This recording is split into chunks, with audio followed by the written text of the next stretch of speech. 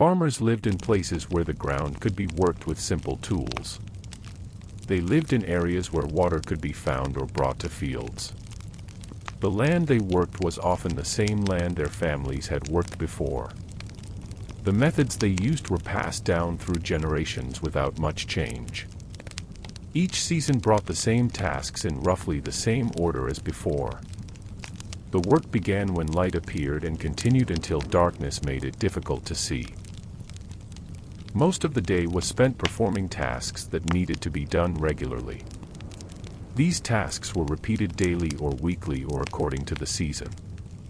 The rhythm of the work followed patterns that had been established long ago. People learned these patterns when they were young and continued them throughout their lives.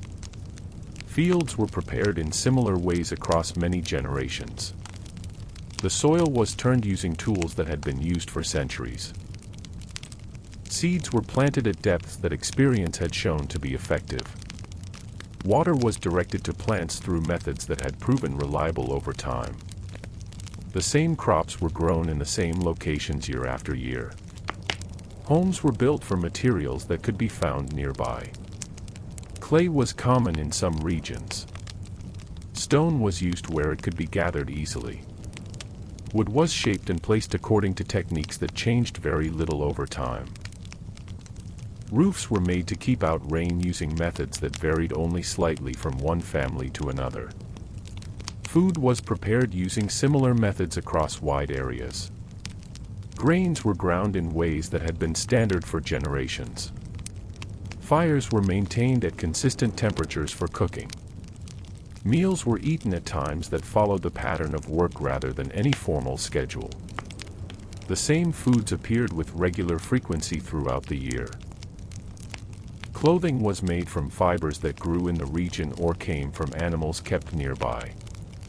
The process of turning these materials into garments followed steps that had been refined over many lifetimes.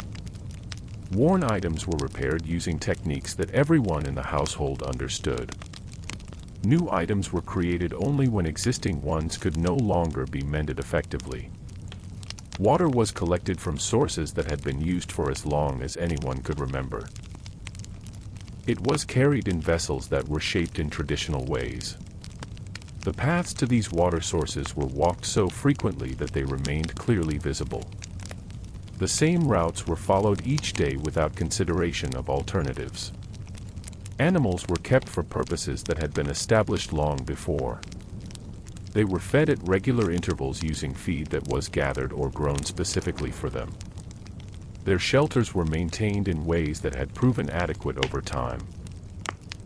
The care of these animals followed routines that required little thought or planning. Tools were made using methods that had changed very little across generations. They were repaired when damaged and replaced when repair was no longer possible. The same basic designs were used because they accomplished the tasks that needed to be done. Innovation was rare and often limited to small adjustments in existing methods. The day began when the sky changed from dark to light. People rose from where they had been sleeping and began the tasks that needed to be done. The first actions were the same each morning. Water was needed for various purposes throughout the day. Someone walked to the place where water could be collected. The container used for this purpose was the same one used the day before. The path to the water source was familiar. It had been walked countless times by the same person or by others in the household. The distance did not change. The time required to walk there and back remained consistent. The water was collected and brought back without incident. This task was completed before other work could begin. Fire was prepared in the place where it was made each day. Small pieces of wood or dried material were arranged in ways that allowed fire to start. The method used was the same method that had been used previously. Once the fire was burning, it was maintained at a level that served its purpose. Food could be warmed or cooked when the fire reached the right intensity. Grain had been stored after the previous harvest. Some of this grain was taken from storage each day. It was ground using a stone tool designed for this purpose. The grinding process required repetitive motion that continued until the grain reached the desired consistency. This task took roughly the same amount of time each day. The ground grain was then prepared for eating using methods that did not vary. The prepared food was eaten by those in the household. Eating happened at times determined by work patterns rather than by any fixed schedule. The same foods appeared frequently because they were what could be produced or stored reliably. Meals were simple and required little preparation beyond what had already been described. After eating, the vessels used were cleaned or set aside. Animals kept near the home required attention each morning. They needed to be fed from stored feed or taken to places where they could graze. This routine was the same each day. The animals were checked for any issues that might need addressing. Most days there were no issues that required action beyond the normal routine. The animals remained in areas where they could be monitored throughout the day. Fields required different types of work depending on the season. During planting time, seeds were placed in soil that had been prepared earlier. The soil preparation involved turning it with tools pulled by animals or pushed by hand. The depth of the turned soil was consistent with what had been done in previous seasons. Seeds were spaced according to methods that had proven effective over many years. During growing seasons, the fields were checked regularly. Weeds that appeared were removed by hand or with simple tools. This work was done often enough to prevent weeds from interfering with crops. The same areas were walked through repeatedly to ensure nothing was missed. Water channels were maintained to direct moisture to plants in ways that had been established previously. The position of the sun indicated when different tasks should be done. Certain work was completed during cooler parts of the day. Other tasks were done when the sun was higher and provided more light. The pattern of work throughout the day followed rhythms that had been learned early in life. These rhythms did not need to be questioned or reconsidered. Tools used in the fields were kept in specific places when not in use. They were checked for damage before and after use. Small repairs were made immediately using materials kept available for that purpose. Larger repairs required more time but followed known procedures. The same tools were used for the same purposes year after year. Clothing worn during work was practical rather than decorative. It was made to last and was repaired when it showed wear. The fibers used came from plants grown specifically for this purpose or from animals that provided wool. The process of creating cloth from these fibers involved steps that everyone in the household understood. Spinning and weaving were done during times when field work did not demand attention. Midday brought a pause in some types of work. Food was eaten again using portions that had been prepared earlier or set aside from the morning. The pause was brief and ended when it was time to return to ongoing tasks. The same pattern occurred most days unless weather or other conditions made field work impossible. When rain came, work in the fields was postponed. Other tasks were done inside or under shelter. Tools were maintained or repaired. Materials were prepared for future use. Fiber was processed or woven into cloth. These indoor tasks were familiar and required no special planning. They filled the time until outdoor work could resume. Storage areas held grain and other materials that needed to be kept dry. These areas were checked periodically to ensure nothing was spoiling or being damaged by moisture or pests. Items stored were rotated so that older materials were used before newer ones. This practice had been followed for generations and required no conscious decision-making. The construction and maintenance of shelter was ongoing. Small repairs were made whenever issues were noticed. Roofs were checked after storms or heavy rain. Walls were examined for cracks or damage. Materials for repairs were kept available or could be gathered from nearby sources. The methods used for repairs were the same methods used in original construction. Fences or boundaries around fields and animal areas required regular maintenance. Posts were checked for stability. Barriers were repaired when animals or weather caused damage. The same materials were used for repairs as had been used initially. The work was straightforward and followed patterns established long ago. Water channels that brought moisture to fields needed regular clearing. Debris accumulated in these channels and blocked the flow if not removed. The clearing process involved walking the length of each channel and removing obstructions. This task was performed at intervals that had been determined through long experience. The same channels were used season after season. Seeds for future planting were selected from the current harvest. The healthiest plants were identified and their seeds were saved separately. These seeds were stored in conditions that kept them dry and protected. The selection process followed criteria that had been established over many generations. Changes to these criteria were rare and usually minor. Young people in the household learned tasks by watching and then participating. They began with simple jobs and gradually took on more complex responsibilities. The learning process was slow and based on repetition rather than explanation. Skills were developed through daily practice over periods of years. The same methods of teaching had been used for as long as anyone could remember. Evening came when the sun moved lower in the sky. The intensity of work decreased as light diminished. Tasks that required good visibility were completed before darkness arrived. Animals were moved to places where they would spend the night. Final checks were made of areas that needed to remain secure. Fire was maintained or reduced depending on needs. Food was prepared and eaten again in the evening.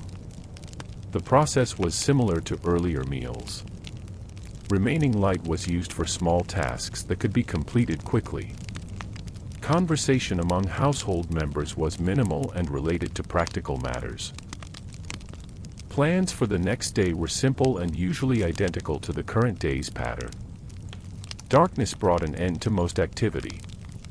People moved to sleeping areas that were used each night.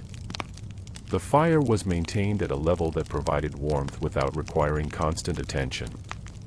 Sleep came easily after a day of physical work. The same pattern would begin again when light returned. Sleeping areas were arranged in the same configuration each night. Materials used for bedding were simple and served their purpose adequately. These materials were cleaned or aired periodically according to established routines. The temperature inside the shelter was regulated by the fire and by blocking or opening gaps in walls. Adjustments were made based on conditions outside. Tools needed for the next day were placed where they could be found easily. This preparation was brief and required little thought. The same items were needed most days. Their locations were known to everyone in the household. Morning would begin with these tools already positioned for use. Morning light returned and the same tasks began again. Water was collected from the same source using the same container. The person who collected water walked the familiar path at the familiar pace. The water was brought back and placed where it would be used throughout the day. This process required no planning or adjustment from previous days. Fire was started in the same location where it had been the day before. The materials used to start the fire were gathered from the same places. The arrangement of these materials followed the method that had always worked. The fire grew to the size needed for morning tasks. Heat from the fire was used in the same ways it had been used previously. Grain was removed from storage in amounts that matched daily needs. The storage area was organized so that grain could be accessed easily. The same stone tools were used to grind the grain into usable form. The grinding motion was repeated until the texture was consistent with what was expected. This work was done by hand and took the same amount of time each day. Food prepared from the ground grain was cooked over the fire. The cooking process followed steps that had been performed countless times before. The duration of cooking was determined by experience rather than measurement. When the food reached the right consistency, it was removed from the fire. Eating happened without ceremony or particular attention to the process. Animals near the dwelling needed to be fed at the start of each day. Feed was measured out in portions that experience had shown to be adequate. The animals ate from the same feeding areas they had used previously. After feeding, the animals were moved to grazing areas or kept in enclosures depending on the season. Their movement followed routes that had been established long ago. Fields were walked through early in the day to check on growing plants. The walking pattern covered the same ground in the same order each time. Plants were examined for signs of problems, but most days showed no significant changes. Weeds that had appeared since the last check were removed using hand tools. The removed weeds were left in piles that would dry in the sun. Soil around plants was checked for moisture levels. If the soil seemed too dry, water was directed to those areas through existing channels. The channels had been dug in previous seasons and required only minor maintenance. Water flowed through these channels when barriers at certain points were opened or closed. The process of directing water was familiar and required little attention. Tools used for working the soil were kept sharp through regular maintenance. Sharpening was done using stones that had been shaped for this purpose. The motion used in sharpening was repetitive and continued until the tool edge was adequate. Dull tools made work more difficult, so this maintenance was performed frequently. The same sharpening techniques had been used for generations. Planting during the appropriate season involved making small holes in prepared soil. Seeds were dropped into these holes at intervals determined by tradition. The holes were covered with soil that was pressed down gently. The depth of planting and spacing between seeds varied slightly depending on the type of crop. These variations followed patterns that had been established through long experience. Crops that had been planted in previous seasons were at different stages of growth. Some were ready to be harvested while others needed more time. Harvesting involved cutting or pulling plants and gathering them into bundles. The bundles were carried to areas where they could be dried or processed. This work proceeded at a steady pace that matched the rate of ripening. Processing harvested crops required several steps that were performed in sequence. Grain needed to be separated from stalks through threshing. Threshing was done by beating the harvested plants or having animals walk over them. The grain was then separated from chaff by tossing it in the air. Wind carried away the lighter chaff while grain fell back down.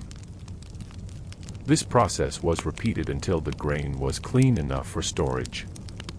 Storage structures were filled with processed grain after each harvest. These structures were designed to keep grain dry and protected from animals and insects.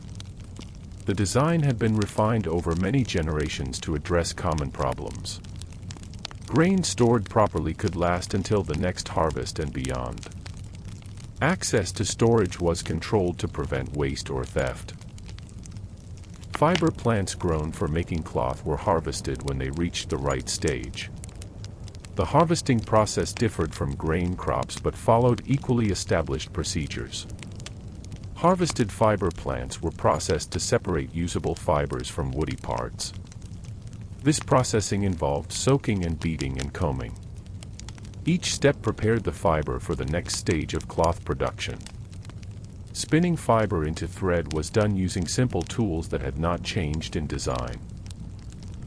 The spinning motion was repetitive and required attention to maintain even thickness. Thread was wound onto spindles as it was created. Completed spindles were stored until enough thread was available for weaving. The same person often performed this task day after day. Weaving thread into cloth required a loom that was set up in a fixed location. Setting up the loom involved arranging vertical threads in a specific pattern. Horizontal threads were then passed through the vertical threads in a sequence that created fabric. The weaving process was slow and required sustained attention. Finished cloth was removed from the loom and stored for future use. Clothing was cut from woven cloth using patterns that had been used many times before. The cutting was done carefully to minimize waste. Pieces were sewn together using thread made from the same fibers as the cloth. Stitching followed methods that created durable seams. Completed garments were worn until they needed repair or replacement. Leather from animals was used for items that needed to be more durable than cloth. The process of turning animal hides into usable leather involved scraping and treating and drying. Each step required specific techniques that had been passed down through generations. Finished leather was used for footwear and straps and containers. These items lasted longer than their cloth equivalents. Pottery was made from clay that could be found in certain locations. The clay was worked into shapes by hand or using a simple rotating surface. Shaped clay was dried and then fired in very hot conditions. Firing changed the clay into hard ceramic that could hold water and withstand heat. Broken pottery was discarded and replaced with newly made pieces. Baskets were woven from plant materials that grew in wet areas. The weaving technique for baskets was similar to cloth weaving but used thicker materials. Baskets were used for carrying and storing items that did not require watertight containers. Different sizes and shapes of baskets served different purposes. The methods for making baskets had remained unchanged for many generations. Midday brought a break from the most strenuous work. Food was eaten from portions that had been set aside earlier. The break occurred in whatever location was convenient to the current work area. Duration of the break was determined by how much work remained to be done. After eating, the same work that had been interrupted was resumed. Repairs to tools and equipment were ongoing throughout each season. Wooden handles were replaced when they broke or weakened. Metal parts were reshaped or sharpened when they became damaged or dull. The skills needed for these repairs were common among adults in farming households. Materials for repairs were kept available or could be obtained from known sources. Children in the household assisted with tasks appropriate to their size and ability. Young children carried small items or performed simple repetitive actions. Older children took on more complex responsibilities as their skills developed. The progression from simple to complex tasks followed a pattern that had been used for generations. Learning happened through observation and practice rather than formal instruction. Water used in the household came from the same sources that had been used previously. Wells or streams or springs provided water that was carried back in containers. The containers were made from clay or woven materials or hollowed wood. Water was used for drinking and cooking and cleaning in various craft processes. The amount needed each day was roughly consistent. Evening tasks began when the sun moved lower toward the horizon. Animals were moved to their nighttime locations using familiar routes. Tools were returned to their storage places or left in positions ready for the next day. Final checks of fields and storage areas were brief and followed the same pattern each evening. Any issues noticed were addressed immediately or noted for attention the following day. The evening meal was prepared using the same methods as earlier meals. Fire was adjusted to provide the heat needed for cooking. Food was distributed among household members in portions that reflected their work contributions. Eating concluded the active part of the day. Remaining tasks were small and could be completed in diminishing light. Darkness ended outdoor work except for maintaining the fire. People moved to interior spaces where they would sleep. Sleeping positions and arrangements were the same as the previous night. The fire was adjusted to burn slowly through the night. Sleep came after a day spent performing familiar tasks. Light appeared again and the household began moving through the same sequence of tasks. Water collection happened first using containers that had been emptied the previous day. The route to the water source had been walked so many times that no attention was needed for navigation. Water was brought back and placed in the usual location.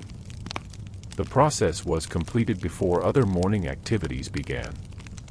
Starting the fire involved the same motions that had been used every previous morning. Dried materials kept for this purpose were arranged and ignited using methods that reliably produced flame. The fire grew as more fuel was added in small amounts. Heat from the growing fire made the space warmer and provided the temperature needed for cooking. The fire's intensity was maintained at levels that experience had shown to be useful. Stored grain was accessed through an opening that was closed again after the needed amount was removed. The grain looked the same as it had the day before and the day before that. Grinding the grain into usable form required the same repetitive motions. The stone tool used for grinding was positioned the same way each time. Ground grain accumulated until there was enough for the morning meal. Cooking the prepared grain involved adding water and placing the mixture near the fire. The mixture was stirred occasionally using a simple tool kept for this purpose. When the grain reached the right consistency, it was removed from the heat. The cooked grain was divided among those present and eaten without elaborate preparation. Vessels used for cooking were cleaned or wiped and set aside for later use. Animals kept near the dwelling were fed from stores of dried grass or grain. The amounts given to each animal remained consistent from day to day. Animals moved to the feeding area when they saw someone approaching with feed. After feeding, the animals were checked briefly for any signs of injury or illness. Most days showed no changes that required action beyond the routine care. Fields were examined in the early part of the day when light was adequate. The examination followed a path that covered all planted areas in a systematic way. Plants showed gradual changes over time, but day-to-day differences were minimal. Weeds continued to appear and were removed in the same manner as before. The removed weeds were added to piles that were left to dry. Irrigation channels needed periodic clearing to maintain water flow. Debris that accumulated in the channels was removed by hand or with simple tools. The channels followed routes that had been established when the fields were first laid out. Modifications to these routes were rare and usually minor. Water moved through the channels when gates or barriers were opened at specific points. Soil was turned in areas being prepared for planting. The turning was done using tools pulled by animals or pushed by people. The depth of turning matched what had been done in previous seasons. Turned soil was left to settle before seeds were planted. The timing of these tasks followed seasonal patterns that had been observed for generations. Seeds saved from the previous harvest were sorted before planting. Damaged or undersized seeds were separated from healthy ones. The healthy seeds were used for planting while inferior seeds were discarded or used for animal feed. This sorting process ensured that planted seeds had the best chance of growing properly. The criteria used for sorting had not changed in living memory. Planting proceeded at a pace determined by the number of people available for the work. Seeds were placed in prepared soil at depths and spacings that followed traditional methods. Each person planting worked in a section of the field until that section was complete. The work continued day after day until all intended areas were planted. Completion of planting marked a transition to different types of field work. Growing plants required regular monitoring but little active intervention. The monitoring involved walking through fields and observing plant development. Healthy plants grew at rates that were familiar from previous seasons. Plants that showed problems were examined more closely to determine if action was needed. Most problems resolved themselves or were addressed through routine watering and weeding. Harvest preparation began when crops showed signs of ripening. Tools needed for harvesting were checked and repaired if necessary. Storage areas were cleared and prepared to receive the new harvest. These preparations followed procedures that had been used in previous years. The timing of harvest was determined by observation of the crops rather than by calendar. Harvesting involved cutting or pulling mature plants and gathering them into manageable bundles. The bundles were transported to processing areas using the same methods employed in earlier harvests. Processing separated edible or usable parts from parts that would be discarded or used for other purposes. Each type of crop required slightly different processing methods, but all followed established patterns. Threshing grain separated seeds from stalks and other plant material. The threshing process used tools or animals or both depending on the quantity being processed. Threshed grain was collected and winnowed to remove remaining chaff and debris. Winnowing was done by tossing grain into the air on breezy days. Clean grain was transferred to storage containers or storage structures. Storage structures were filled carefully to maximize the amount they could hold. Grain was leveled and packed to eliminate air gaps that might allow spoilage. The structures were sealed to keep out moisture and pests. Access points were covered and checked regularly to ensure they remained secure. Properly stored grain remained usable for extended periods. Fiber processing continued during times when field work was less demanding. Fibers were separated from plant stalks through soaking and mechanical action. The separated fibers were cleaned and combed to align them for spinning. This work could be done indoors or in shaded areas during hot weather. The same processing methods had been used for as long as anyone could remember. Thread production from processed fibers was ongoing work that filled otherwise idle time. The spinning process created thread of relatively consistent thickness through practiced motion. Variations in thread thickness were minor and did not affect the quality of woven cloth. Completed thread was wound into balls or onto simple spools. These were stored until enough thread was available for weaving. Weaving transformed thread into cloth through interlacing perpendicular sets of threads. The loom used for weaving was set up in a location with adequate light. Setting up the loom for a new piece of cloth took time but followed familiar steps. Once set up, the weaving proceeded through repetitive motions that gradually created fabric. The weaver worked at a steady pace that could be maintained for hours. Cloth removed from the loom was inspected for flaws or inconsistencies.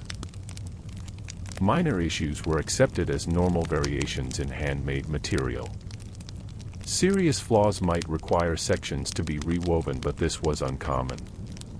Finished cloth was folded and stored until it was needed for making clothing or household items. The amount of cloth produced roughly matched the amount consumed over time. Garment construction used pieces of cloth cut to standard patterns. The patterns had been refined over generations to minimize waste while producing functional clothing. Sewing joined the cut pieces using thread and simple needles. Stitches were made to be strong rather than decorative. Completed garments were worn until they required mending or became too worn to repair. Leather production required treating animal hides to prevent decay and increase durability. The treatment process involved scraping away flesh and fat and then applying substances that preserved the hide. Treated hides were dried under controlled conditions that prevented cracking or warping. Finished leather was stored flat and kept dry until needed for specific purposes. Items made from leather included footwear and belts and bags and straps. These items were cut from larger pieces of leather using patterns appropriate to each type. Assembly involved stitching or lacing pieces together using leather thongs or strong thread. Leather items were more durable than cloth equivalents and were used for purposes requiring extra strength.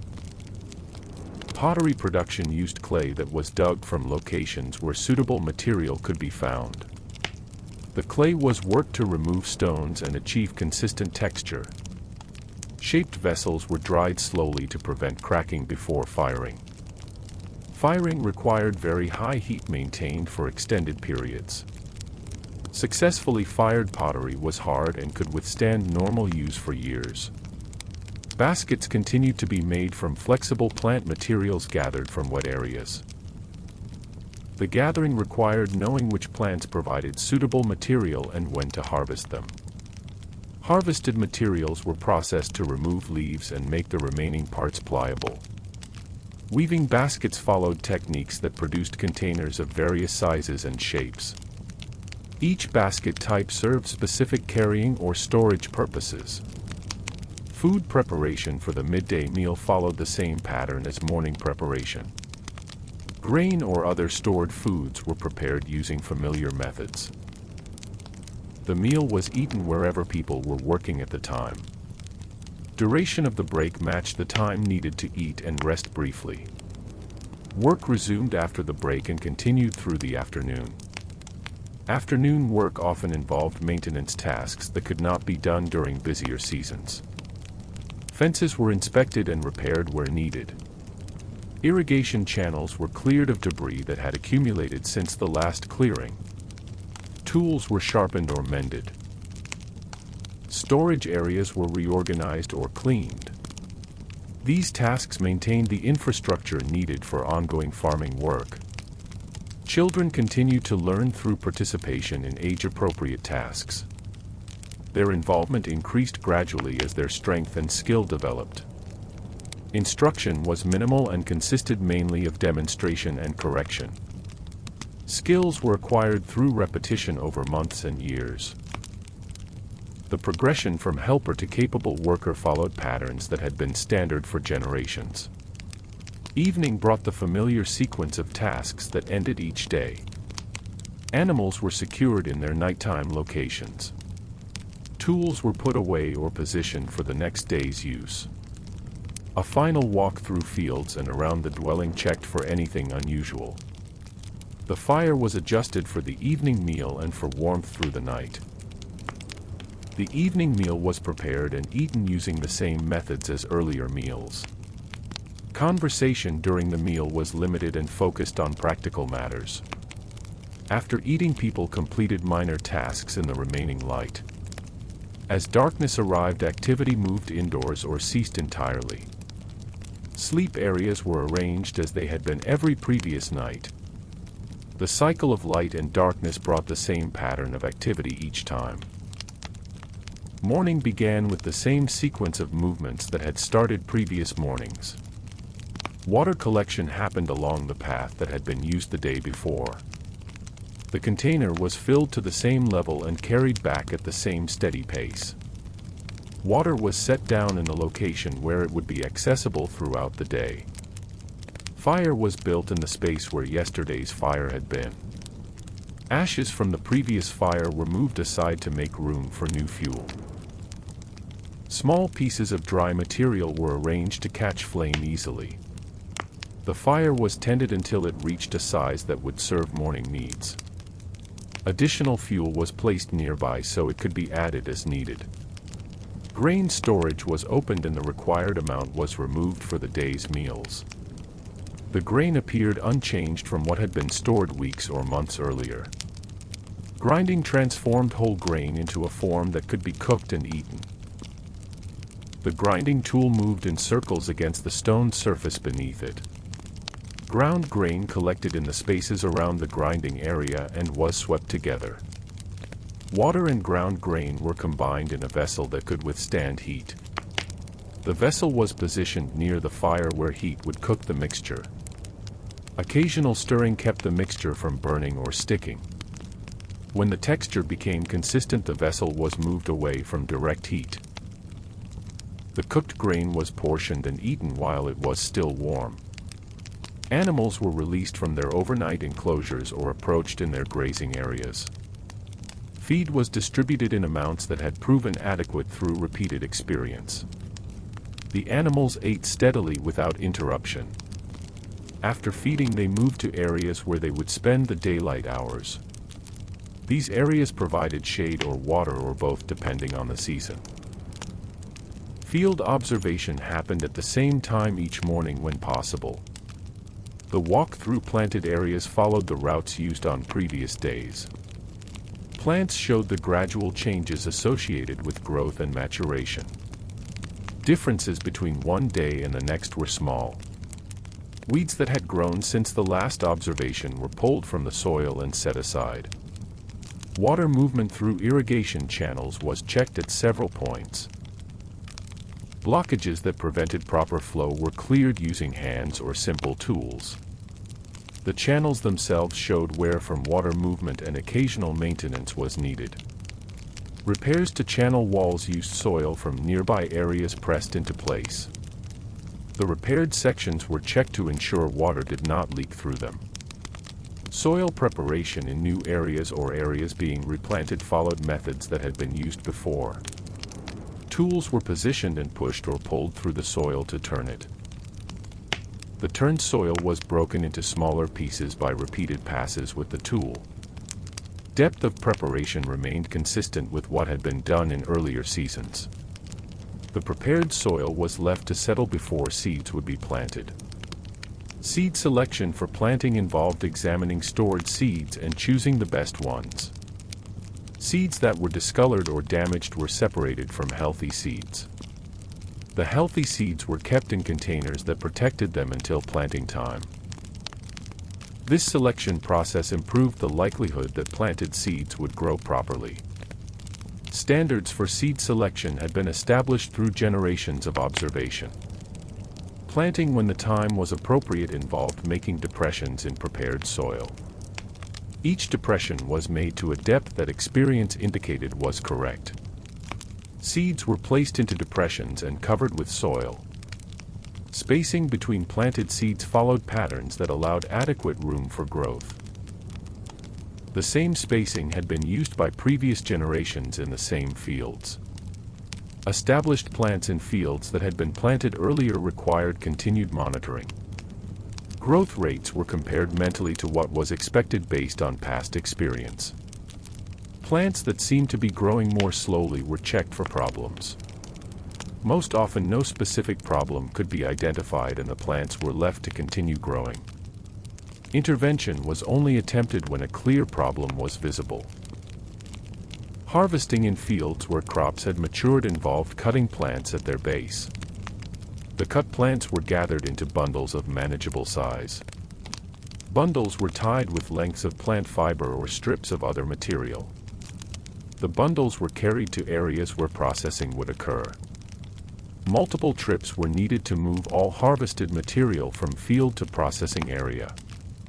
Processing areas were organized to allow efficient separation of useful parts from waste. Threshing removed seeds from stalks through beating or trampling. The mixture of seeds and plant debris was then winnowed to separate them.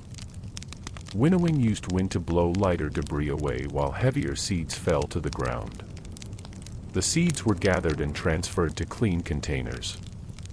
Cleaned seeds were moved to storage structures that kept them dry and protected. The structures were filled from bottom to top to maximize capacity.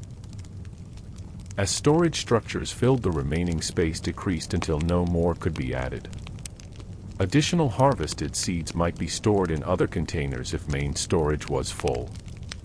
All stored seeds were checked periodically to ensure they remained in good condition. Fiber plants that had reached the right stage were cut and bundled separately from food crops. The bundles were soaked in water for periods determined by tradition and experience. Soaking loosened fibers from the woody parts of the plant stems. After soaking, the bundles were removed from water and the fibers were separated by hand. Separated fibers were washed and spread out to dry. Dried fibers were combed to align them and remove remaining debris. Combing used simple tools with rows of pegs or pins set into wooden blocks. Fibers were drawn through the combs repeatedly until they were smooth and parallel. Combed fibers were gathered into loose bundles ready for spinning. The bundles were stored in dry locations until they were needed. Spinning happened in locations with adequate light for the detailed work involved.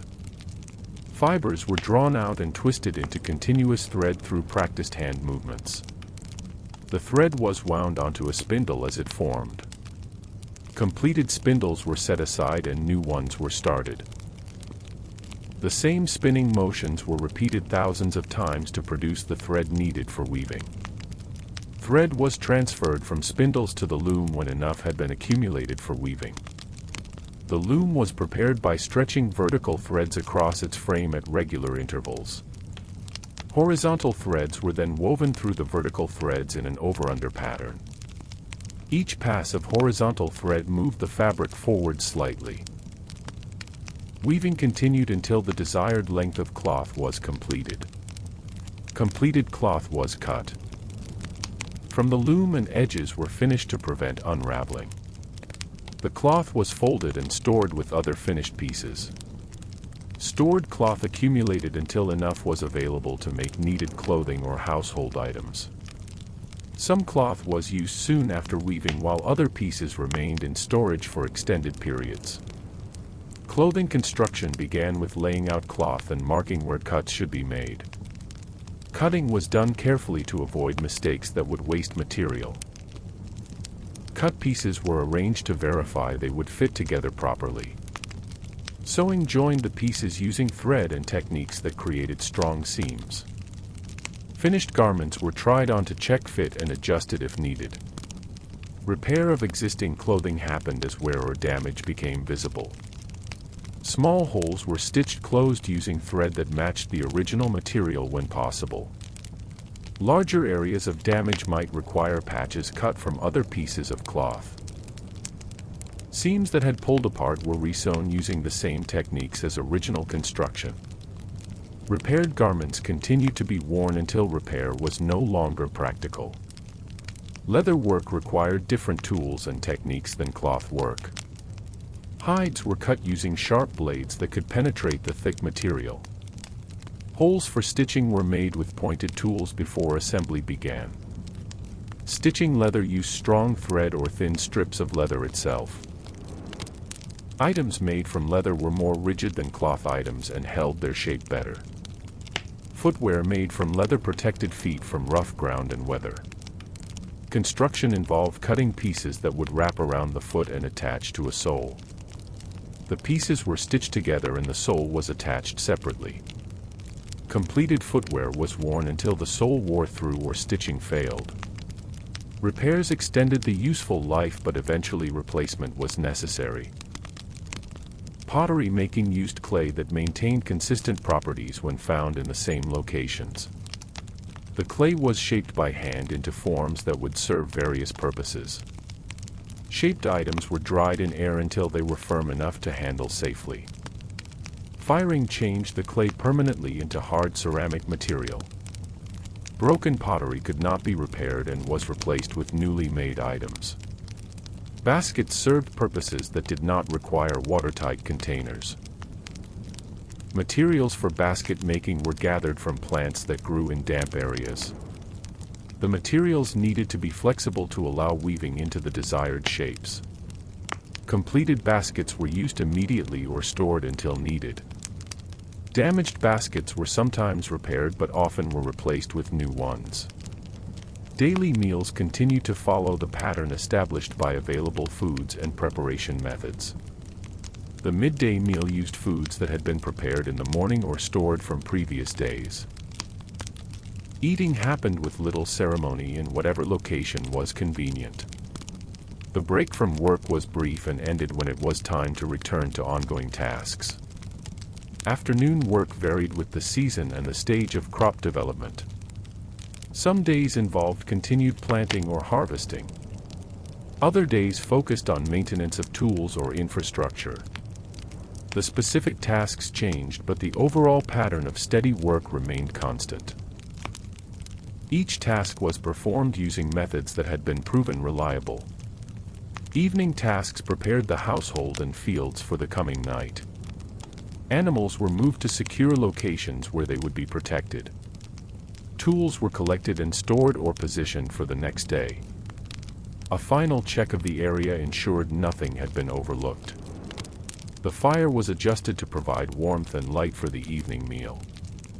The evening meal was prepared using the same methods as earlier meals. Food was cooked over the fire and eaten when ready. After eating, the remaining light was used for small tasks that required vision. As darkness arrived, people moved to sleeping areas. The fire was left burning at a level that would last through the night. Morning arrived with the same transition from darkness to light that had occurred before. People rose and began the tasks that started each day in the same order. Water was needed and someone walked to collect it from the established source. The path was so familiar that no thought was required to follow it. Water was carried back in the container that had been used for this purpose previously. Fire needed to be started in the place where it had burned the day before. Cold ashes were moved to create space for new burning material. Small dry pieces were arranged and fire was brought to them using the usual method. The fire grew as more material was added in amounts that experience indicated were appropriate. Heat from the fire began to warm the surrounding space. Grain for the morning meal was taken from storage in the usual quantity. The storage area was organized so the same movements could retrieve what was needed. Grinding the grain required the same circular motions that had been performed countless times. The stone surface and grinding tool had been shaped by this repeated use. Ground grain accumulated and was gathered when enough had been prepared. The ground grain was mixed with water in proportions that had been learned long ago. The mixture was placed near the fire in a position where heat would cook it. The mixture was stirred at intervals to prevent sticking or burning. When the texture matched what was expected, the vessel was moved away from heat. The prepared food was divided and eaten without extended preparation.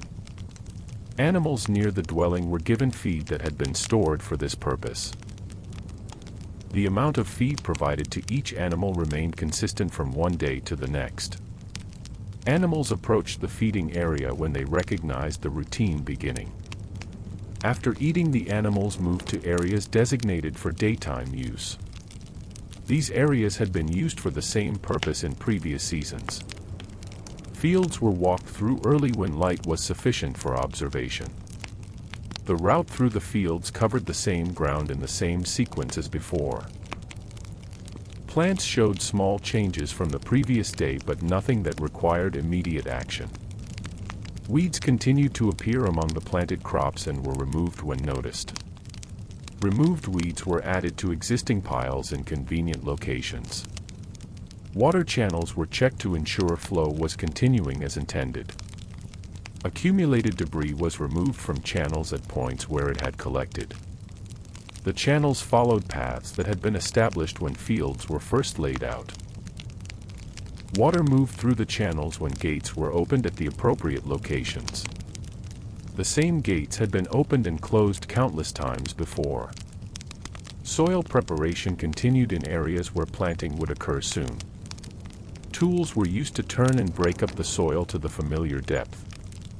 The work proceeded at a steady pace that could be maintained throughout the working period. Prepared soil was left undisturbed until planting would begin. The timing of soil preparation relative to planting followed patterns observed over many seasons. Seeds for planting were kept in containers that protected them from moisture and pests. The seeds were examined before planting to verify they appeared healthy and viable. Damaged seeds were removed and discarded or set aside for other uses.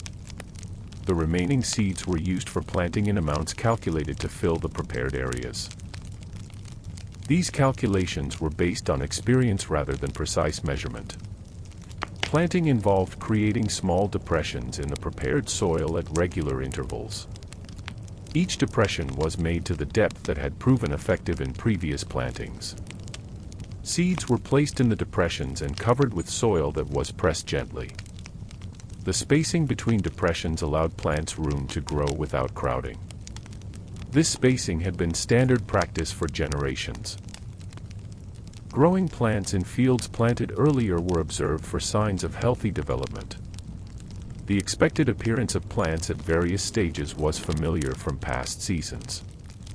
Deviations from expected appearance were noted and plants were examined more closely. Most variations were within normal ranges and required no intervention. Problems were addressed only if a solution was known and practical. Harvest work continued in fields where crops had reached maturity. Plants were cut using tools that had been sharpened for this purpose. Cut plants were gathered into bundles that could be carried comfortably. The bundles were transported to processing areas using routes that minimized distance. Multiple loads were required to move all harvested material from field to processing location. Processing separated edible parts from parts that would not be kept. The separation methods varied slightly depending on the type of crop being processed. Threshing removed grain from stalks by beating or trampling the bundled plants. The mixture that resulted was processed further to separate grain from chaff. Clean grain was collected in containers that would protect it during storage. Storage areas were prepared to receive newly harvested grain. Old grain that had degraded was removed and discarded or fed to animals. The clean storage space was then filled with new grain carried from processing areas. The grain was arranged to use available space efficiently. Properly stored grain remained usable for extended time periods. Fiber processing involved steps that transformed plant material into threads suitable for weaving. Plant stalks were soaked to loosen fibers from woody portions. After soaking, the fibers were separated by pulling them away from the stalks. Separated fibers were washed to remove residue and then spread to dry. Dried fibers were combed to align them. Spinning transformed prepared fibers into continuous thread through twisting and drawing motions. The motions were performed with both hands working in coordination. Thread formed gradually as fibers were added and twisted together. Completed thread was wound onto spindles to keep it organized. The spindles were stored until enough thread had been accumulated for weaving. Weaving required setting up the loom with vertical threads stretched at consistent spacing. The setup process took time but followed steps that had been performed many times. Once the loom was ready, horizontal threads were passed through the vertical threads alternately. Each pass of horizontal thread was pressed tightly against previous passes. The cloth grew gradually as the weaving process continued. Cloth that had been completed was removed from the loom by cutting the vertical threads.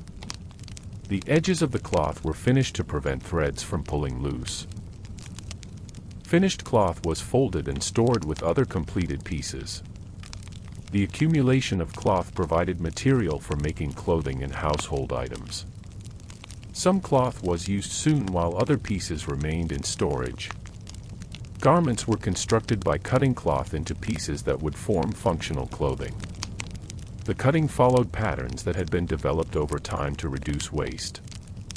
Cut pieces were arranged and sewn together using thread and basic stitching techniques. The completed garments were tried for fit and adjusted if necessary. Finished clothing was worn immediately or stored for future use. Existing garments that showed wear were examined to determine if repair was worthwhile. Small areas of damage were mended using patches or additional stitching. Seams that had separated were resewn using the same methods as original construction. Garments that were too damaged for repair were set aside. Usable portions might be cut out and saved for future patches. Leather production required treating animal hides to make them durable. Hides were scraped to remove fat and tissue that would cause decay. Treating substances were applied to preserve the hide and prevent deterioration. The treated hides were dried under conditions that prevented them from becoming too stiff. Finished leather was stored flat in dry locations. Items made from leather were cut from larger pieces using patterns appropriate to each item. Cutting leather required sharp tools and careful attention to avoid mistakes. Pieces were assembled by stitching them together with strong thread or leather strips. Leather items were more durable than cloth items. Common leather items included footwear and bags and straps. Pottery continued to be produced from clay found in locations where suitable material existed. Clay was worked to achieve consistent texture and remove stones and debris. Vessels were shaped by hand into forms that would serve specific functions. Shaped clay was dried slowly to prevent cracking. Firing required maintaining very high temperatures for the time needed. Baskets were made from plant materials that remained flexible when dried properly. The materials were gathered from plants growing in wet areas near the dwelling. Gathered materials were processed to remove leaves and make stems pliable. Basket weaving followed techniques that created containers of various sizes. Each basket type was suited to particular tasks. The midday break from work happened when the sun was high overhead. Food for this meal had been prepared earlier or was taken from stored supplies. Eating occurred wherever people were working at the time the break began. The duration of the break was determined by the amount of work remaining. After eating, the same work that had been interrupted was resumed. Afternoon tasks often included maintenance work that kept tools and structures functional. Tools were inspected for damage and repaired when problems were found.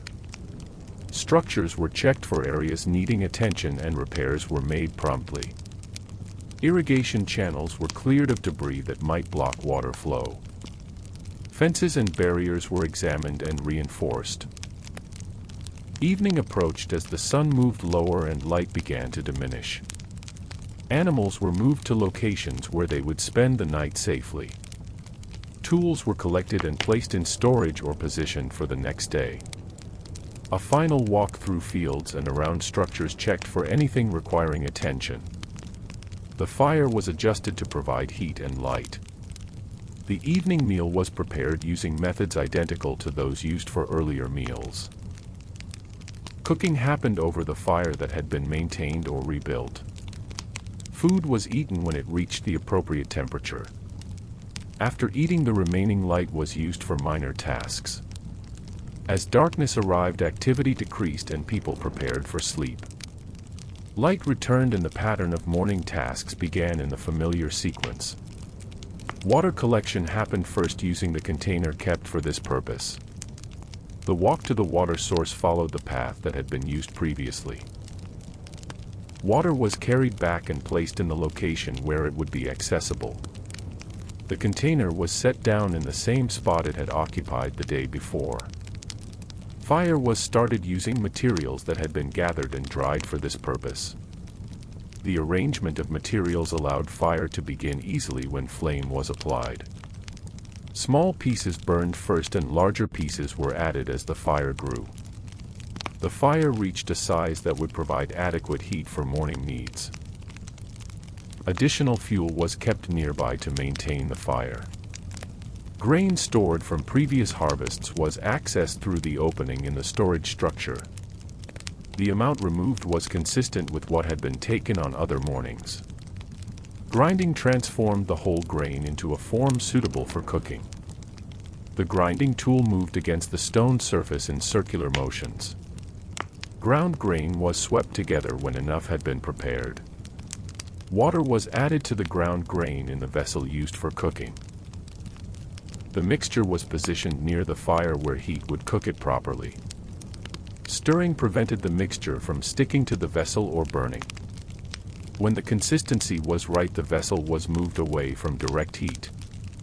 The cooked grain was divided among those present and eaten. Animals kept near the dwelling received their morning feed from stored supplies.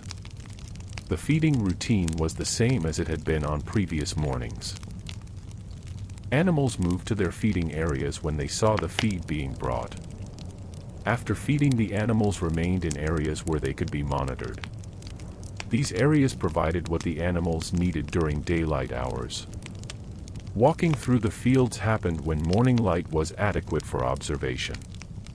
The path through planted areas was the same one walked the day before. Plants appeared slightly different than they had previously, but the changes were gradual.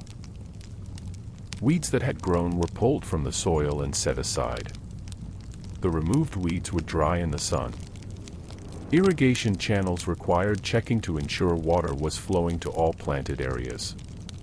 Debris that blocked flow was removed by hand or with simple tools. The channels had been dug following the contours of the land.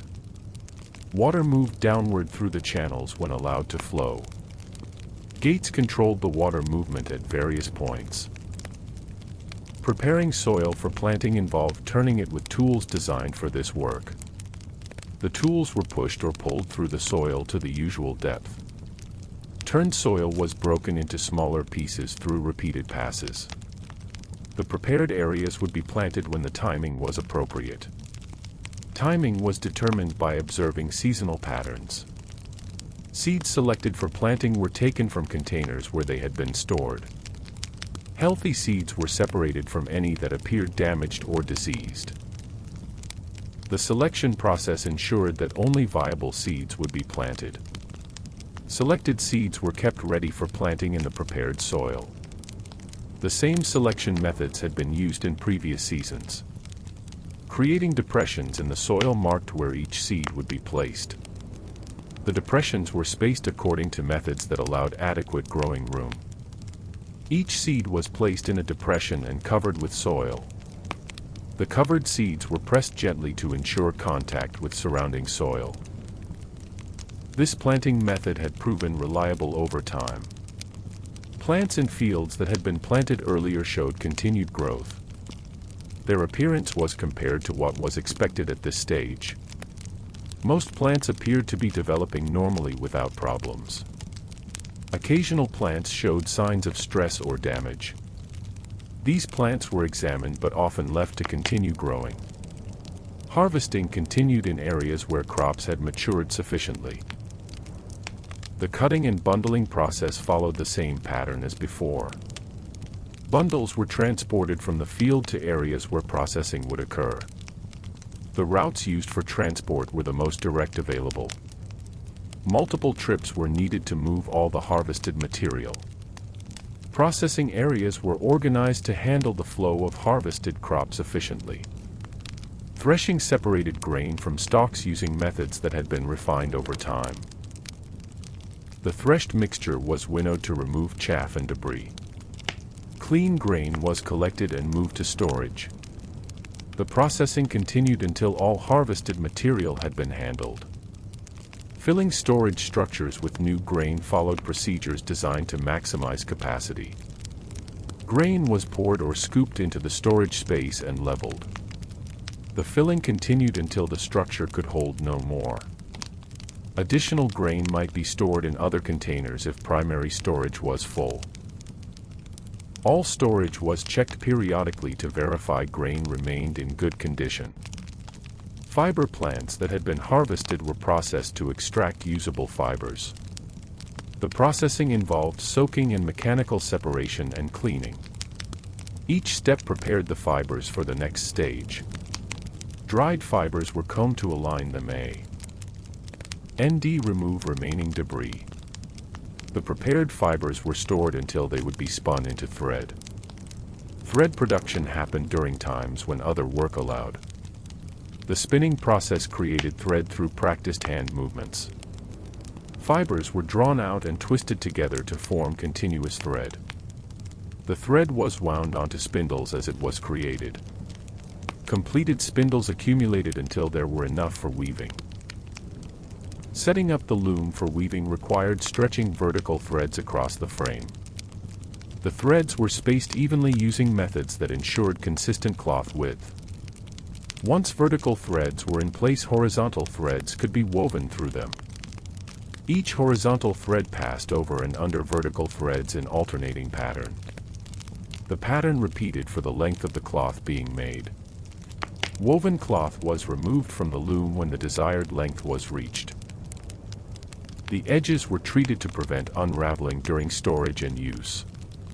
Completed cloth was folded and placed with previously finished pieces.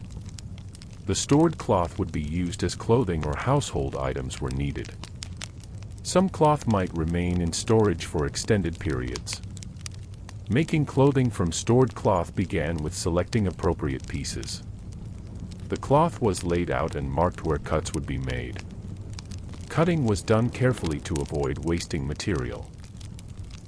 Cut pieces were sewn together using techniques that created strong seams. Completed garments were tried for fit before being put into use.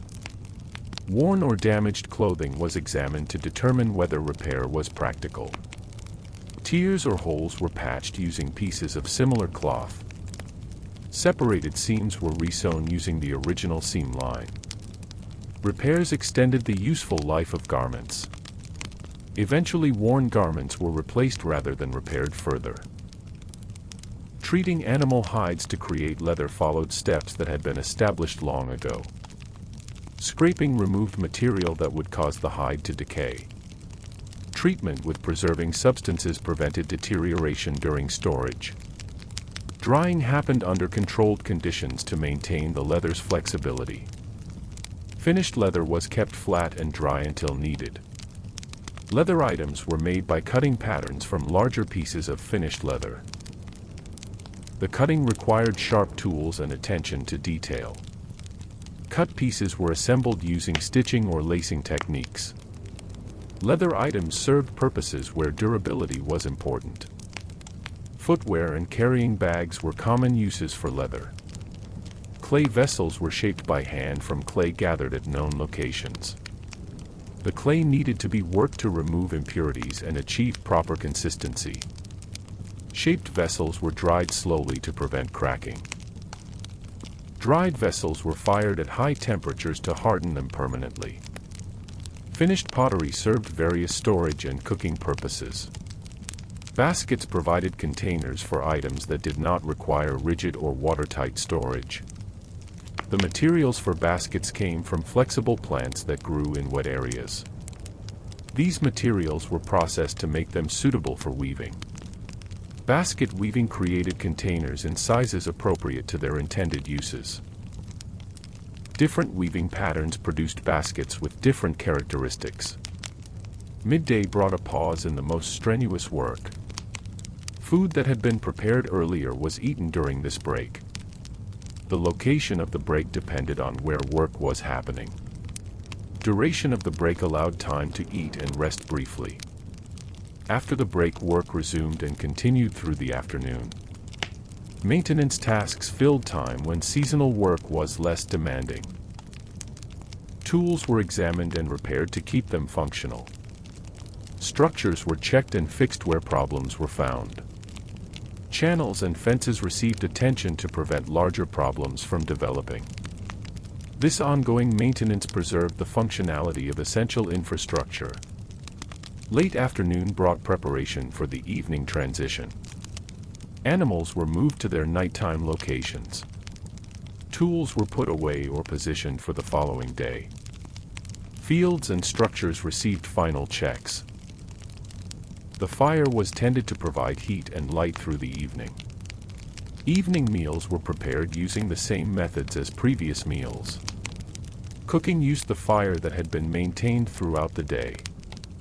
Food was ready when it reached the expected temperature and consistency. After eating, small tasks were completed in the remaining light. Darkness brought an end to activity and preparation for sleep. Morning began when darkness gave way to light in the familiar gradual way. People rose from their sleeping areas and started the tasks that began each day. Water needed to be collected before other work could proceed efficiently. The container used for water collection was carried to the source along the established path. Water was brought back and placed where it would be used. Fire was prepared in the location where it had burned the previous day. Ashes from earlier burning were moved aside to make space. Dry materials kept for starting fire were arranged in the usual way. Fire was applied and the materials began to burn. More fuel was added as the fire grew to the needed size. Storage was opened to access grain for the morning meal. The grain appeared the same as it had on previous days. Grinding reduced the grain to a consistency suitable for cooking. The grinding tool and stone surface worked together through repeated circular motion. The ground grain was collected when sufficient quantity had been prepared. Ground grain was combined with water in proportions learned through experience. The mixture was placed where fire would heat it. Stirring happened at intervals to ensure even cooking. When the mixture reached the right consistency, it was removed from heat.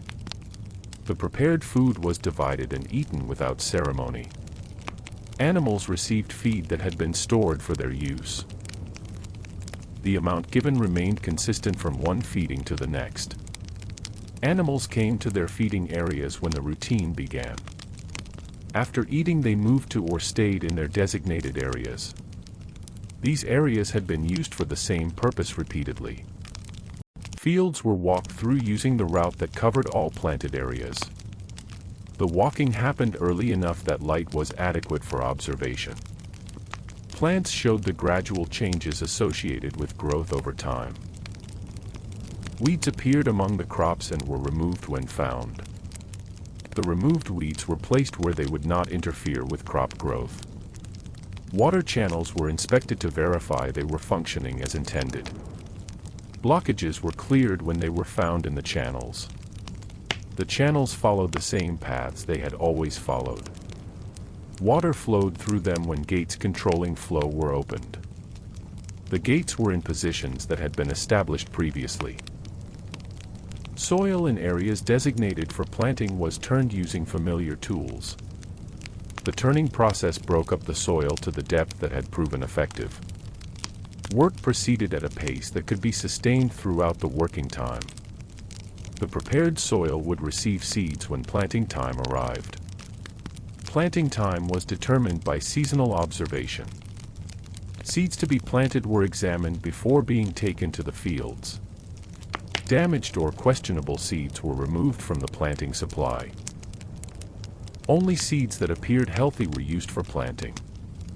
The selected seeds were carried to the prepared areas. Selection criteria had remained unchanged for generations. Planting involved making depressions in the prepared soil at regular spacing. Each depression was made to the same depth as those made previously. Seeds were placed individually into the depressions. Soil was used to cover the seeds after placement. The covering was pressed to ensure good contact. Growing crops in previously planted fields were observed for their development. Expected appearance at various growth stages was familiar from past experience. Most plants appeared to be developing within normal patterns. Occasional variations were noted but rarely required intervention. The plants continued growing without assistance. Mature crops in some fields were ready for harvesting. Harvesting involved cutting plants and gathering them into bundles. The bundles were sized to be manageable for carrying. Transport from field to processing area used the most direct routes available. All harvested material was moved before processing began. Processing separated useful parts of crops from parts that would not be kept. Methods used for processing varied slightly depending on the crop type. Grain was threshed to separate it from stalks and other plant material. The threshed mixture was winnowed to remove lighter debris. Clean grain was collected for storage. Storage structures received the processed grain in amounts that filled available space. The grain was arranged to allow air movement while maximizing capacity. Filled storage was closed to protect contents from weather and pests. The stored grain would be used gradually over coming months. Storage methods had been refined over many previous harvests. Fiber processing transformed plant material into fibers suitable for thread production. Harvested fiber plants were soaked to loosen fibers from stalks. Loosened fibers were separated by pulling them away from the woody parts. Separated fibers were washed and dried. Dried fibers were combed to prepare them for spinning. Spinning created thread from prepared fibers through twisting motions. The motions were performed with practiced coordination. Thread formed gradually and was wound onto spindles. The process continued until spindles were full. Full spindles were stored until enough thread existed for weaving. Weaving required the loom to be prepared with vertical threads. The vertical threads were arranged at consistent spacing across the loom frame. Horizontal threads were then passed through the vertical threads. Each pass alternated over and under the vertical threads. The cloth grew as horizontal threads accumulated. Completed cloth was cut from the loom when the desired length was reached. Edges were finished to prevent the cloth from coming apart. The finished cloth was folded and stored with other completed pieces. Stored cloth accumulated until it was needed for making items. Uses for cloth included clothing and household purposes. Clothing was made by cutting cloth according to established patterns. The patterns had been developed to create functional garments with minimal waste.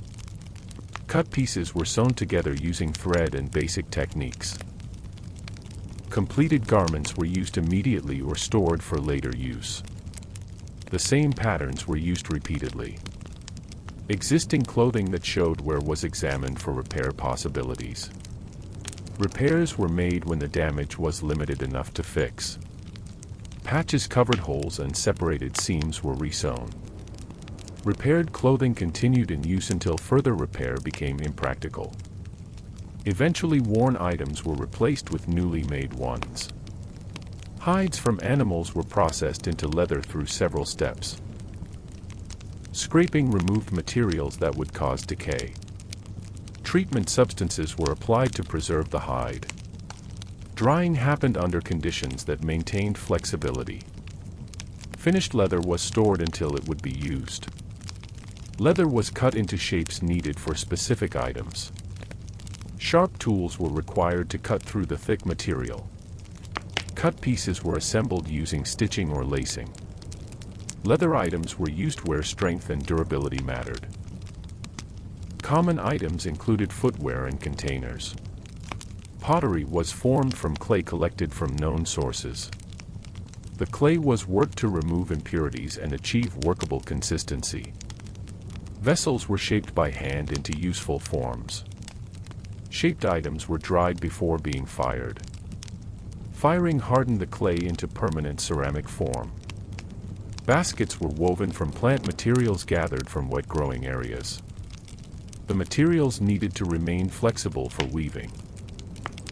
Processing prepared the materials for basket construction. Weaving created containers of various sizes. Different basket types served different carrying and storage needs. Midday brought interruption of ongoing work for a meal. Food for this meal had been prepared earlier in the day. Eating happened at whatever location was convenient to current work. The break lasted long enough to eat and rest. Work resumed after the break ended. Maintenance work happened regularly to keep tools and structures functional. Damaged tools were repaired using available materials and known techniques.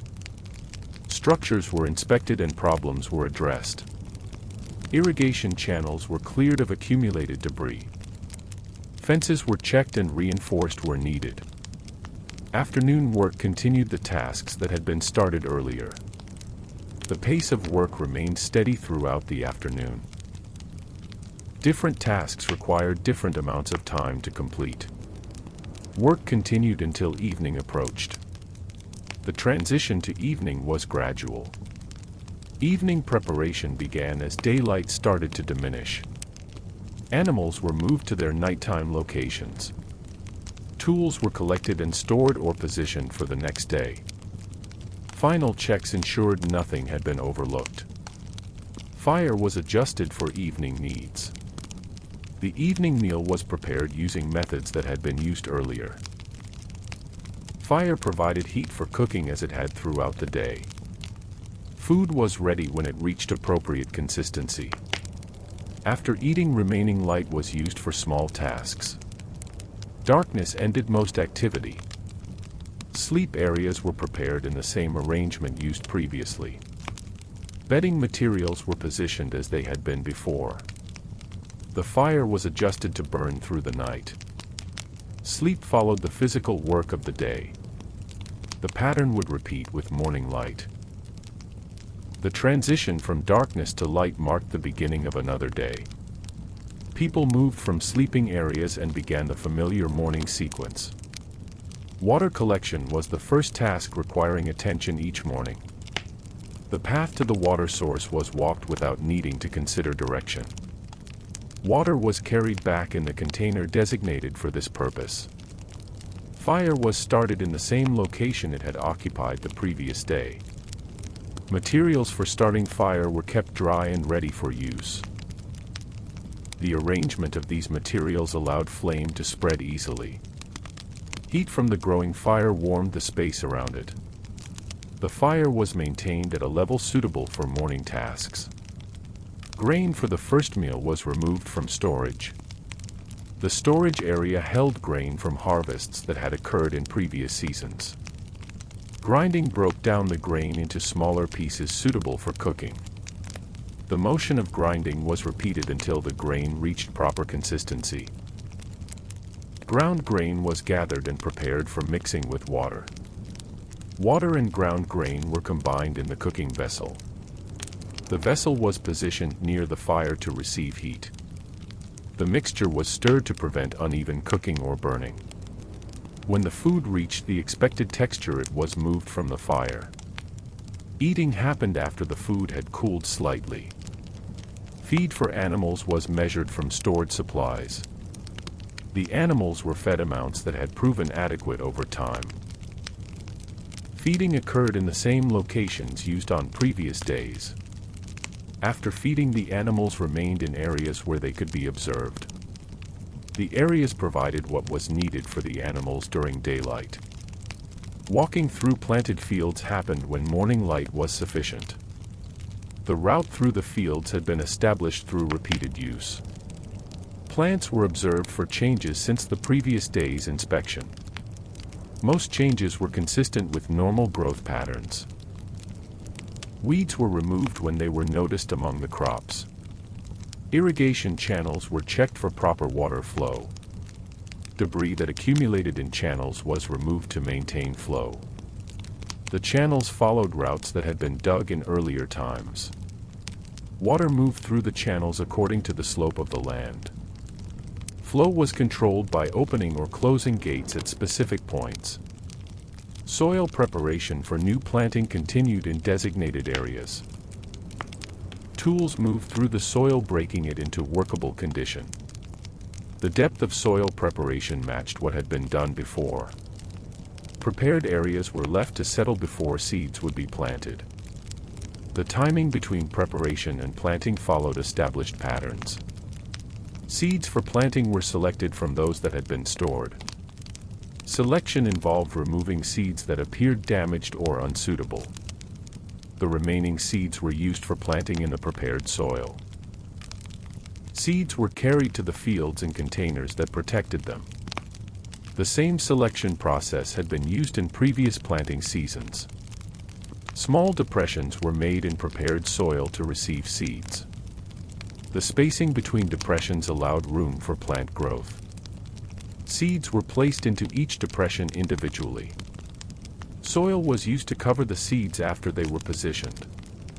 Light pressing ensured the seeds made contact with surrounding soil. Plants that had been growing in fields were observed during the morning walk. Their appearance was compared to what was expected at their stage of growth. Variations from expected appearance were usually minor. Plants showing significant problems were examined more closely. Most often the plants were left to continue growing. Harvesting occurred in fields where crops had reached maturity. Plants were cut using tools maintained for this purpose. Cut plants were gathered and tied into bundles for transport. The bundles were carried from the field to processing areas. The same routes were used for transport each time. Processing areas handled the flow of harvested material in systematic ways. Grain was separated from stalks through threshing. The threshed material was winnowed to remove chaff. Clean grain was collected in containers for storage. Processing continued until all harvested material had been handled. Grain storage structures were filled with newly processed grain. The grain was added to storage in ways that maximized the use of space. Air circulation was maintained to prevent spoilage. Stored grain was checked periodically for signs of problems. Properly maintained storage kept grain usable for extended periods. Processing fiber plants produced material that could be spun into thread. The plants were soaked to separate fibers from woody parts. Separated fibers were cleaned and dried. Dried fibers were combed to align them and remove debris. Prepared fibers were stored until spinning would occur. Spinning converted prepared fibers into thread through repetitive motions. The fibers were twisted as they were drawn out into thread. Thread was wound onto spindles to keep it organized. The process continued until spindles were filled with thread. Filled spindles were stored with others until weaving would begin. Preparing the loom for weaving involved arranging vertical threads across the frame. The threads were spaced evenly using methods that produced consistent results. Horizontal threads were then woven through the vertical threads. The weaving pattern alternated over and under with each pass. Cloth accumulated as the weaving continued. Finished cloth was removed from the loom by cutting the vertical threads. The cut edges were treated to prevent unraveling. Completed cloth was folded and placed with previously finished pieces. The cloth would be used when clothing or household items were needed. Storage kept the cloth clean and protected. Making clothing involved cutting cloth into pieces following established patterns.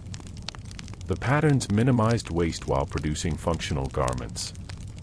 Cut pieces were sewn together using thread and needles. Seams were made to be durable rather than decorative. Completed clothing was worn or stored depending on immediate need. Clothing that showed signs of wear was examined for repair options. Holes were patched using similar cloth material. Seams that had separated were stitched back together. Repaired items continued in use until they could not be fixed further. Replacement happened when repair was no longer practical. Animal hides were transformed into leather through processing steps.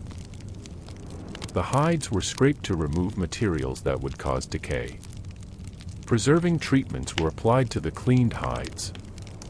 Drying occurred under conditions that maintained the leather's usability. Finished leather was stored flat in dry locations. Leather items were created by cutting pieces from larger sections of finished leather. Cutting required tools sharp enough to penetrate the thick material.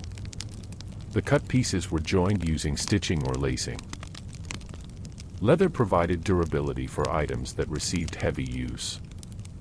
Footwear and carrying containers were common leather items. Clay for pottery came from locations where suitable material could be found. The clay was worked to achieve proper consistency for shaping.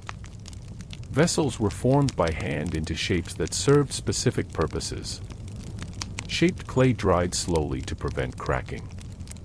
Firing transformed dried clay into hard ceramic. Baskets were constructed from plant materials that remained flexible after drying. These materials were gathered from plants in wet areas. Processing made the materials suitable for weaving. Basket weaving created containers in various sizes. Each size served particular storage or carrying purposes. The midday pause interrupted ongoing work for a meal. Food had been prepared earlier or was taken from storage. Eating occurred at locations convenient to current work. The pause lasted long enough for eating and brief rest. Work continued after the midday break ended. Maintenance of tools and structures happened regularly. Tools were inspected and repaired to maintain their function. Structures were checked for damage and fixed when problems were found. Irrigation channels were cleared to ensure continued water flow. Fences were examined and strengthened where necessary. Afternoon work proceeded at the same pace as morning work. Tasks that had been started earlier continued through the afternoon. The amount of remaining work determined how the afternoon was spent. Some tasks were completed while others continued into the following day. Work patterns remained consistent day to day. Evening arrived as light began to fade from the sky. Animals were secured in their nighttime locations. Tools were returned to storage or left ready for morning use. Final inspections checked fields and structures. Fire was adjusted to provide warmth and light through the evening. Evening food preparation followed the same methods used for earlier meals. The fire provided heat for cooking. Food was eaten when it reached proper temperature. After the meal, small tasks were completed in diminishing light. Darkness brought an end to most activity. Sleeping areas were arranged as they had been on previous nights. Bedding was positioned in familiar configurations. The fire was set to burn slowly through the night. Sleep came after the day's work. Morning would bring the same pattern again. Light appeared and the day began with the same tasks as before. Movement from sleeping areas started the familiar sequence of morning work. Water collection happened first along the path that had been used previously. The container was filled and carried back to the dwelling area. Water was placed in the location where it would be accessible. Fire was prepared using materials that had been set aside for this purpose. The materials were arranged in ways that allowed fire to start easily. Flame was applied and the fire began to grow. Additional fuel was added as the fire increased in size. The fire reached the level needed for morning cooking. Grain was taken from storage in the amount needed for the meal. The grain looked the same as grain that had been stored before. Grinding reduced the grain to a form that could be cooked. The grinding motion was repeated until enough grain had been prepared. The ground grain was collected in preparation for cooking. Water was added to the ground grain in familiar proportions. The mixture was positioned where fire would heat it. Stirring prevented the mixture from sticking or burning. The mixture was removed from heat when it reached proper consistency. The cooked grain was divided among those present. Animals were given feed from the supplies kept for them. The amount of feed remained constant from one day to the next. Animals moved to their feeding areas when feeding began. After eating, the animals stayed in their designated areas. These areas had been used for this purpose repeatedly. Fields were walked through following the established route. The walking happened when light was adequate for seeing plants clearly. Plants showed changes that occurred gradually over time. Weeds that had grown were pulled from the soil. The removed weeds were placed in areas where they would dry. Water channels were inspected for blockages or problems. Debris was removed when it was found in the channels. The channels followed the same paths they had followed before. Water flowed when gates were positioned to allow movement. The gates were opened and closed as needed. Preparing soil involved turning it with tools designed for this work. The tools broke up the soil to depths that had proven effective. Work continued at a steady pace through the morning. The prepared soil would be planted when the appropriate time arrived. Timing followed patterns observed over many seasons. Seeds were examined and selected before being used for planting. Seeds showing damage were separated from healthy seeds. Only healthy seeds were taken to the fields for planting. The seeds were carried in containers that protected them. Selection methods had remained the same for generations. Depressions in the soil marked where seeds would be placed. The depressions were spaced to allow plants room for growth. Each seed was positioned in a depression. Soil covered the seeds after they were placed. The soil was pressed lightly to ensure contact. Growing plants were observed as part of the morning field inspection. Their appearance was compared to expectations based on their growth stage. Most plants appeared to be developing normally. Variations were noted but rarely required action. The plants continued growing without intervention. Crops that had matured were harvested by cutting and bundling. The bundles were made small enough to carry comfortably. Transport from field to processing area followed familiar routes. All harvested material was moved before processing began. The movement required multiple trips. Processing separated grain from plant stalks and debris. Threshing broke apart the bundled plants to release grain. Winnowing removed lighter materials from the grain. The clean grain was collected in containers. Processing continued until all harvested material had been handled. Storage structures were filled with grain from the current harvest. The grain was arranged to use space efficiently. Air movement was maintained to prevent moisture buildup. The stored grain was monitored for signs of problems. Storage methods preserved grain for extended periods. Fiber plants were processed to extract usable fibers. Soaking loosened fibers from the woody parts of stems. The fibers were separated by pulling them free. Separated fibers were washed and dried. Combing aligned the dried fibers. Thread was created from prepared fibers through spinning. The spinning motion twisted fibers into continuous thread. Thread accumulated on spindles as it was created. Filled spindles were set aside. The process repeated until sufficient thread existed. Vertical threads were arranged on the loom for weaving. The spacing between threads remained consistent across the loom. Horizontal threads were passed through the vertical threads. Each pass alternated the pattern.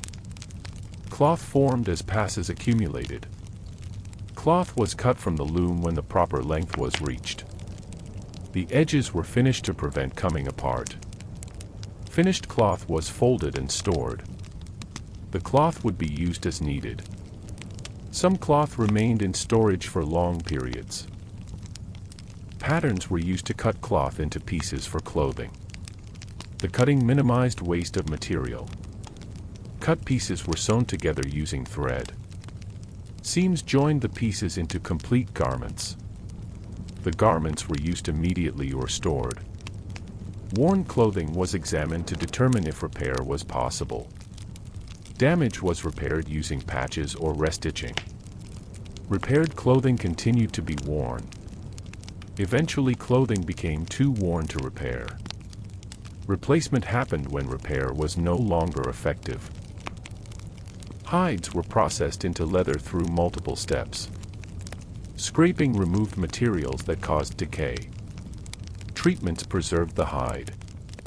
Drying maintained the leather's flexibility. The finished leather was stored until needed.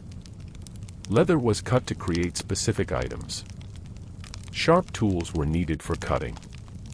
The pieces were assembled using stitching. Leather items lasted longer than cloth items. Footwear and bags were made from leather. Clay was collected and worked into pottery. The clay was shaped by hand. Shaped items dried before firing. Firing hardened the clay. Finished pottery served storage and cooking purposes. Baskets were woven from flexible plant materials. The materials came from plants in wet areas. Processing prepared materials for weaving. Weaving created containers of different sizes. Each size had specific uses. Midday brought a break in the work. Food was eaten during this break. The location depended on where work was happening. The break lasted long enough to eat. Work resumed when the break ended. Maintenance kept tools and structures in working condition. Tools were repaired when damage was found. Structures were inspected and fixed. Channels were cleared of debris. Fences were checked and reinforced. Afternoon work continued. Tasks started earlier in the day. The pace remained steady through the afternoon. Some tasks were completed during the afternoon. Other tasks continued into the next day. The pattern of work stayed consistent. Evening began as light decreased. Animals were moved to nighttime locations. Tools were stored or positioned for morning. Final checks ensured nothing was overlooked. Fire was adjusted for evening use. The evening meal was prepared using familiar methods. Fire provided the heat needed for cooking. Food was eaten when ready. Small tasks were done in remaining light. Darkness ended most work. Sleeping areas were arranged in the usual way. Bedding was positioned as it had been before. Fire was set to burn through the night. Sleep followed the day's activity. The pattern would continue. Morning light returned and the familiar pattern of tasks began again. People moved from where they had been sleeping to begin the day's work. Water was collected first using the container kept for this purpose. The path to the water source required no attention to navigate. Water was brought back and placed where it would be used throughout the day. Fire was started in the location where it had burned before. Materials kept for starting fire were arranged in the usual way. The fire grew when flame was applied to the materials. More fuel was added to maintain the fire's size. Heat from the fire served the purposes it had served previously. Grain stored from earlier harvests was accessed for the morning meal. The amount taken remained consistent with amounts taken on other days. Grinding transformed the grain into a form suitable for cooking. The grinding process used the same motions it had always used. Ground grain was collected when enough had been prepared for the meal. The ground grain was mixed with water in the cooking vessel. The vessel was positioned to receive heat from the fire. Stirring occurred at intervals during the cooking process. The mixture was moved from heat when it reached proper consistency. The prepared food was distributed and eaten without extended preparation or ceremony. Animals received their feed from stored supplies kept for this purpose. The feeding amounts had been established through repeated practice over time. Animals came to feeding areas when the routine began each morning. After feeding, they remained in their usual areas during daylight hours. The areas served the same purposes they had served before. Fields were inspected using the route that had been walked previously. The inspection happened when light allowed clear observation of the plants. Plants appeared slightly different than they had the day before. Weeds were removed when they were found growing among the crops. The removed weeds were left in piles to dry in the sun. Water movement through irrigation channels was checked at several points. Blockages in the channels were cleared when found during inspection. The channels followed routes that had been established long ago. Water flowed through channels when gates allowed it to pass. Gates were adjusted as needed to direct water properly. Soil was prepared for planting using tools kept for this work. The tools turned the soil to the depth that had proven effective. The work proceeded at a pace that could be maintained throughout the morning. Prepared soil would receive seeds at the appropriate time for planting. The timing followed seasonal patterns that had been observed repeatedly. Seeds were selected from stored supplies before planting would begin. Unhealthy seeds were removed from the planting stock during selection. The remaining seeds appeared suitable for planting in the fields. Seeds were transported to fields in protective containers that prevented damage. Selection criteria remained unchanged from previous seasons and previous generations. Small holes were made in prepared soil for seed placement. The holes were spaced according to established methods that allowed growth. Seeds were placed into the holes individually by hand. Soil covered the seeds after placement in the holes. The covering was pressed to ensure contact between seed and soil. Plants already growing were observed during field inspections each morning. Their development matched expectations based on past experience with similar crops.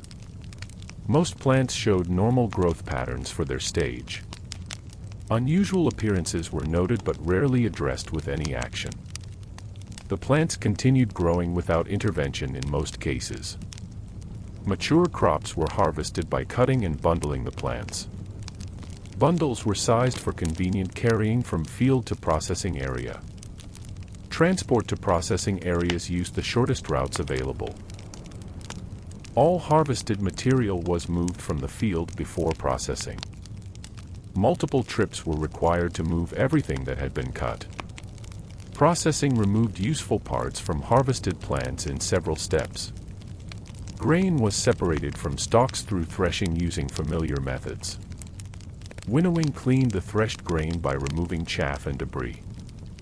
The clean grain was collected in containers for storage. Processing handled all the harvested material before it could spoil.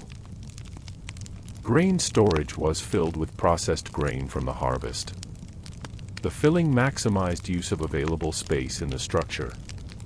Air circulation prevented moisture problems that would damage stored grain. Stored grain was monitored periodically for signs of deterioration. Storage kept grain usable over time until it was needed. Fiber processing separated fibers from plant stalks in multiple stages.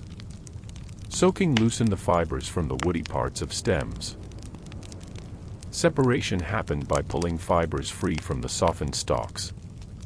The fibers were cleaned and dried in preparation for spinning. Combing prepared them for spinning into thread. Spinning created thread from the prepared fibers through repetitive motion. The twisting motion formed continuous thread from shorter fibers. Thread accumulated on spindles as it was created. Filled spindles were stored with other completed spindles. The process continued until enough thread existed for weaving cloth. The loom was prepared with vertical threads stretched across its frame. Spacing remained consistent across the loom frame for even cloth. Horizontal threads passed through vertical threads in alternating pattern. The pattern alternated with each pass of the horizontal thread. Cloth formed gradually as the weaving process continued. Finished cloth was removed from the loom by cutting threads. Edges were treated to prevent unraveling during storage and use. The cloth was folded and stored with previously completed cloth. It would be used when clothing or household items were needed. Storage protected the cloth from damage and dirt. Cloth was cut following patterns developed for making clothing. The patterns reduced material waste while creating functional garments. Cut pieces were sewn together using thread and needles. Seams joined the pieces into complete items of clothing.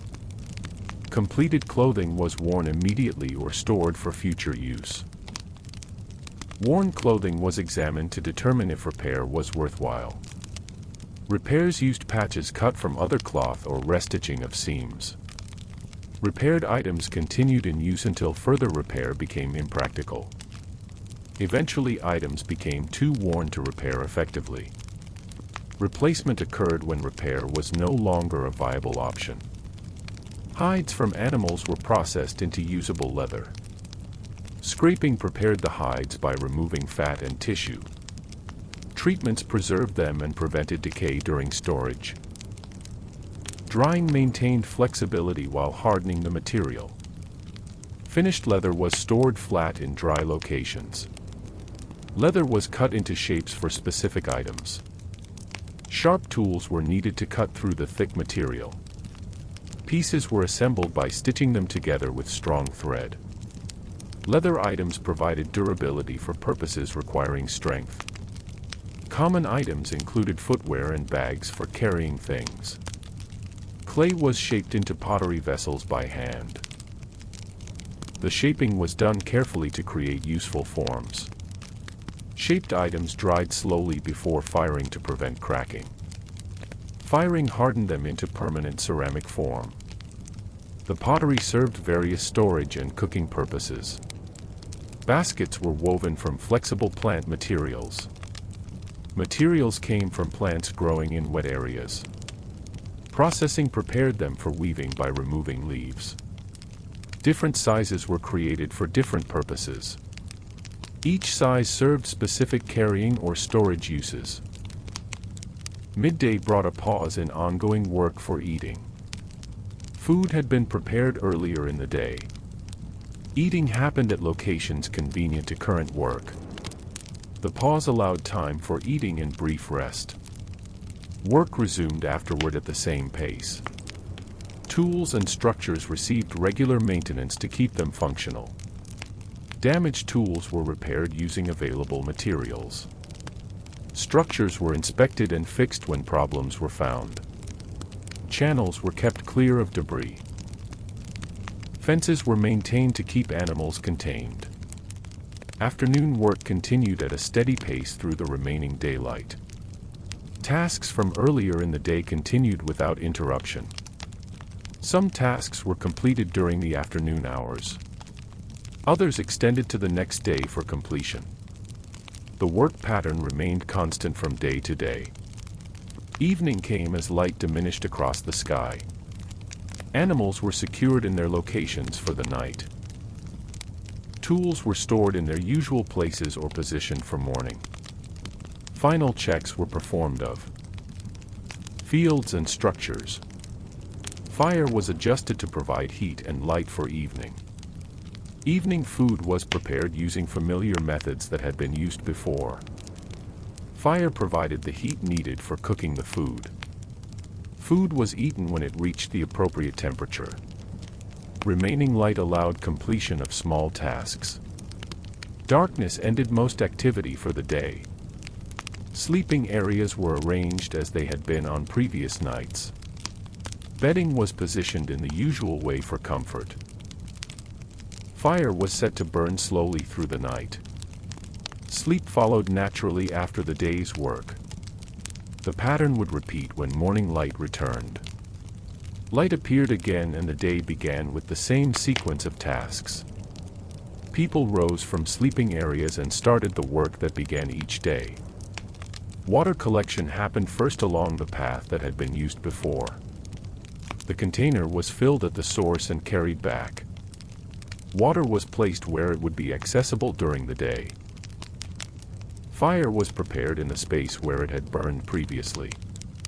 Dry materials were arranged to allow fire to start easily. Flame was applied and the materials began burning. Additional fuel was added as the fire grew.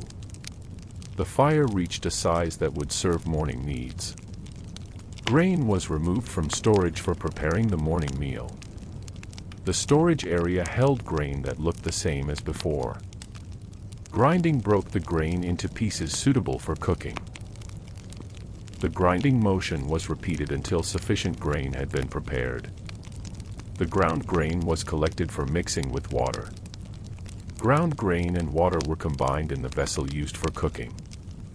The vessel was positioned where heat from the fire would reach it. Stirring prevented the mixture from sticking to the vessel. When the mixture reached the right consistency, it was removed from heat.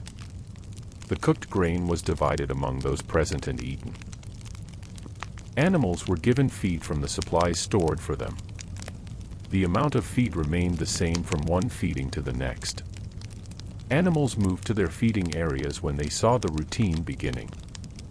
After eating, the animals stayed in areas designated for daytime use. These areas had been used for this purpose many times. Fields were walked through following the route that covered all planted areas. The walking happened when morning light was adequate for observation. Plants showed gradual changes that occurred as they grew. Weeds that had appeared were pulled from the soil. The removed weeds were placed where they would not interfere. Water channels were inspected to ensure water was flowing properly. Debris that blocked channels was removed by hand or with tools. The channels followed the same paths they had always followed. Water moved through the channels when gates were opened. The gates controlled flow at various points along the channels. Soil preparation involved turning the soil with tools designed for this purpose. The tools broke up soil to the depth that had been used before. Work continued at a pace that could be sustained through the morning. The prepared soil would be planted when the time was appropriate. Timing was based on seasonal observation. Seeds to be planted were examined before being taken to the fields. Seeds that appeared damaged were separated from healthy seeds. Only seeds that looked viable were used for planting. The selected seeds were carried to the fields in containers. Selection methods remained the same as they had been. Depressions were made in the prepared soil at regular intervals. The spacing allowed plants room to grow without crowding. Seeds were placed into the depressions one at a time. Soil was used to cover the seeds after placement. The covering was pressed lightly to ensure contact. Growing plants were observed as part of the field inspection. Their appearance was compared to what was expected at their stage. Most plants appeared to be developing within normal ranges. Variations were noted but rarely required any action. The plants continued growing without intervention. Harvesting happened in fields where crops had reached maturity. Plants were cut and gathered into bundles for transport. The bundles were carried from the field to processing areas. Routes used for transport were the most direct available. All harvested material was moved before processing began. Processing separated grain from stalks and other plant material. Threshing broke apart the bundled plants to release the grain. Winnowing removed lighter materials, leaving clean grain. The grain was collected in containers for storage. Processing continued until all harvested material had been handled. Storage structures were filled with grain from the processing. The grain was arranged to maximize the use of space. Air movement was maintained to prevent problems with moisture. The stored grain was checked periodically for any signs of decay. Storage methods kept grain usable for extended periods. Fiber plants were processed to extract fibers suitable for spinning. The plants were soaked to loosen fibers from woody parts. Fibers were separated by pulling them away from the stalks. Separated fibers were washed and dried. Dried fibers were combed to align them. Thread was created from prepared fibers through spinning motions. The fibers were twisted together as they were drawn out. Thread formed gradually and was wound onto spindles. Filled spindles were set aside with others. The process repeated until enough thread had been made. Vertical threads were arranged on the loom in preparation for weaving. The threads were spaced evenly across the frame. Horizontal threads were passed through the vertical threads. Each pass alternated the over and under pattern. Cloth accumulated as passes continued. Cloth was removed from the loom when the desired length was reached. The edges were finished to prevent the cloth from unraveling. Finished cloth was folded and stored with other completed pieces. The cloth would be used as clothing or household items were needed. Storage kept the cloth protected until use. Clothing was made by cutting cloth according to established patterns. The patterns had been developed to minimize waste of material. Cut pieces were sewn together using thread. Seams joined the pieces into functional garments. Completed clothing was worn or stored depending on need. Existing clothing that showed wear was examined for repair possibilities. Damage was repaired using patches or by restitching seams. Repaired clothing continued to be worn. When clothing became too worn to repair, it was replaced. Replacement happened as needed. Hides were processed into leather through several treatment steps. The hides were scraped to remove materials that would cause problems. Preserving treatments were applied to the cleaned hides. Drying occurred under conditions that maintained the leather's properties. Finished leather was stored until it would be used. Leather was cut into pieces for making specific items. Sharp tools were required to cut through the material. The pieces were joined together using stitching. Leather items were more durable than items made from cloth. Common uses included footwear and containers for carrying things. Clay was collected and worked into shapes for pottery. The clay was shaped by hand into useful forms. Shaped items were dried before being fired. Firing transformed the clay into hard ceramic material. Finished pottery served various storage and cooking purposes. Baskets were woven from plant materials that remained flexible. The materials were gathered from plants in wet areas. Processing prepared the materials for basket weaving. Weaving created containers of different sizes. Each size was suited to particular uses. The midday break provided time for eating. Food for this meal had been prepared earlier. Eating occurred at whatever location was convenient. The break lasted long enough to eat and rest briefly. Work resumed when the break ended. Maintenance of tools and structures happened regularly. Tools were inspected and repaired when damage was found. Structures were checked and problems were fixed. Irrigation channels were cleared of accumulated debris. Fences were examined and reinforced where needed. Afternoon work continued the tasks that had been ongoing. The pace of work remained steady through the afternoon. Some tasks were completed while others continued. Work that was not finished would continue the next day. The pattern of work stayed consistent. Evening arrived as daylight began to fade. Animals were moved to their nighttime locations. Tools were stored or positioned for use the next morning. Final checks ensured nothing had been overlooked. Fire was adjusted to provide warmth and light for evening. The evening meal was prepared using the same methods as before. Fire provided the heat needed for cooking. Food was eaten when it was ready. Small tasks were completed in the remaining light. Darkness brought an end to most activity. Sleeping areas were arranged in the familiar configuration. Bedding was positioned as it had been previously. The fire was set to burn through the night. Sleep followed after the day's physical work. The pattern would continue with the next morning. Morning came with light replacing darkness in the gradual way it always had. People moved from sleeping areas to begin the tasks that started each day. Water was collected using the container designated for this purpose. The path to the water source was walked without needing to consider the route. Water was brought back and placed in the usual location. Fire was started where it had burned the day before. Materials for starting fire were kept ready for use each morning. The materials were arranged to allow flame to spread through them. The fire grew as additional fuel was added. Heat from the fire provided what was needed for morning tasks. Grain from storage was accessed for the first meal of the day. The grain appeared unchanged from grain stored at other times. Grinding transformed the grain into a form that could be cooked. The grinding process used the same circular motions as always. Ground grain was gathered when enough had been prepared. Water and ground grain were mixed in the cooking vessel.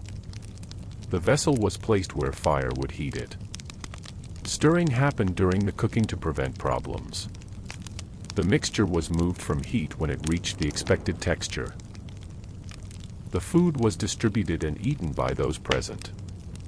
Feed for animals was measured from stored supplies.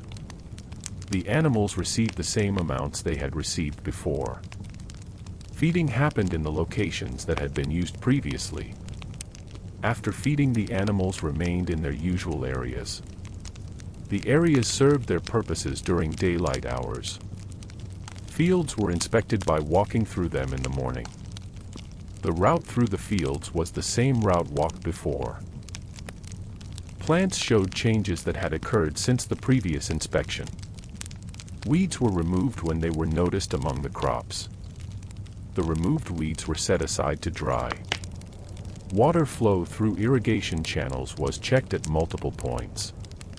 Blockages were cleared when they were found in the channels. The channels followed paths that had been established in earlier times. Water moved through the channels when allowed by the gates.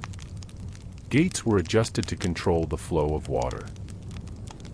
Soil was turned using tools kept for preparing planting areas. The tools worked through the soil to the familiar depth. The work proceeded at a pace that could be maintained. Prepared soil would receive seeds when planting time came. The timing followed patterns that had been observed over seasons. Seeds were selected from stored supplies before planting began. Seeds showing damage or disease were removed from the group. The remaining seeds appeared healthy enough for planting. Seeds were transported to fields in containers that protected them. The selection process had not changed from previous plantings. Small depressions were created in the soil for placing seeds. The depressions were spaced to allow room for plant growth. Each seed was placed into a depression individually. Soil covered the seeds after they were positioned. Light pressing ensured contact between seed and surrounding soil. Plants that were already growing were observed during inspections. Their appearance matched what was expected for their growth stage. Most plants showed development within normal patterns. Unusual appearances were noted but not often acted upon. Growth continued without intervention in most cases. Crops that had matured were harvested by cutting the plants. The cut plants were gathered into bundles of manageable size. Bundles were transported from fields to areas where processing occurred. The routes used for transport were the shortest ones available. Multiple trips moved all the harvested material. Processing separated the useful parts from the rest of the plant. Grain was removed from stalks through the threshing process. Winnowing cleaned the grain by removing lighter debris. Clean grain was collected in containers for storage. All harvested material was processed before spoilage could occur. Grain storage received the processed grain from the harvest. The grain was placed to use the available space efficiently. Air circulation prevented moisture from causing problems. Stored grain was checked at intervals for signs of decay. Proper storage kept the grain usable over time. Fiber plants were processed to produce material for spinning. Soaking separated fibers from the woody parts of stems. The fibers were pulled free from the softened plant material. Separated fibers were cleaned and allowed to dry. Combing aligned the dried fibers for spinning. Spinning transformed prepared fibers into thread through twisting motions. Fibers were drawn out and twisted as thread formed. The thread was wound onto spindles for organization. Completed spindles were stored with others that had been filled. The process continued until adequate thread had been produced. The loom was set up with vertical threads for weaving. Spacing between vertical threads remained consistent across the frame. Horizontal threads were passed through the vertical threads alternately. Each pass added to the growing cloth. The cloth accumulated gradually through repeated passes. Finished cloth was cut from the loom and removed. Edges were treated to prevent threads from coming loose. The cloth was folded and placed with other finished pieces. It would be used when items needed to be made. Storage protected the cloth from damage.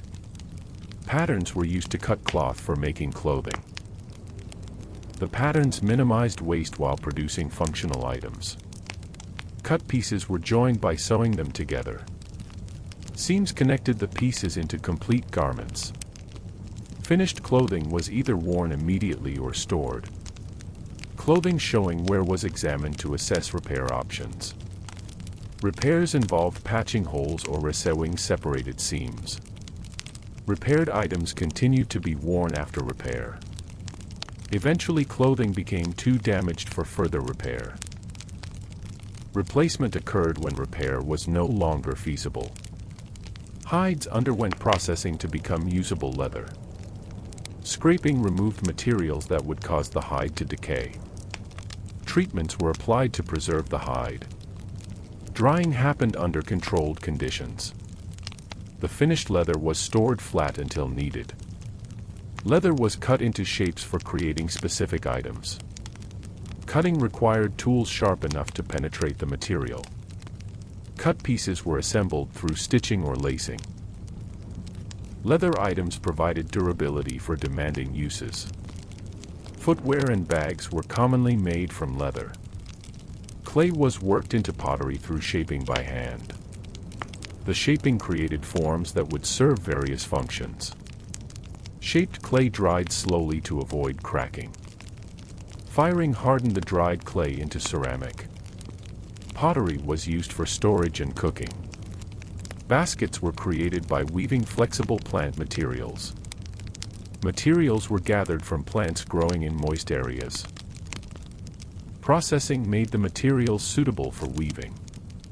Different basket sizes were woven for different purposes. Each size had its particular uses. Midday brought an interruption for eating. Food had been prepared at an earlier time. Eating happened wherever work was taking place. The break allowed time for food and rest. Work continued after the midday break. Tools and structures were maintained through regular attention. Tools showing damage were repaired.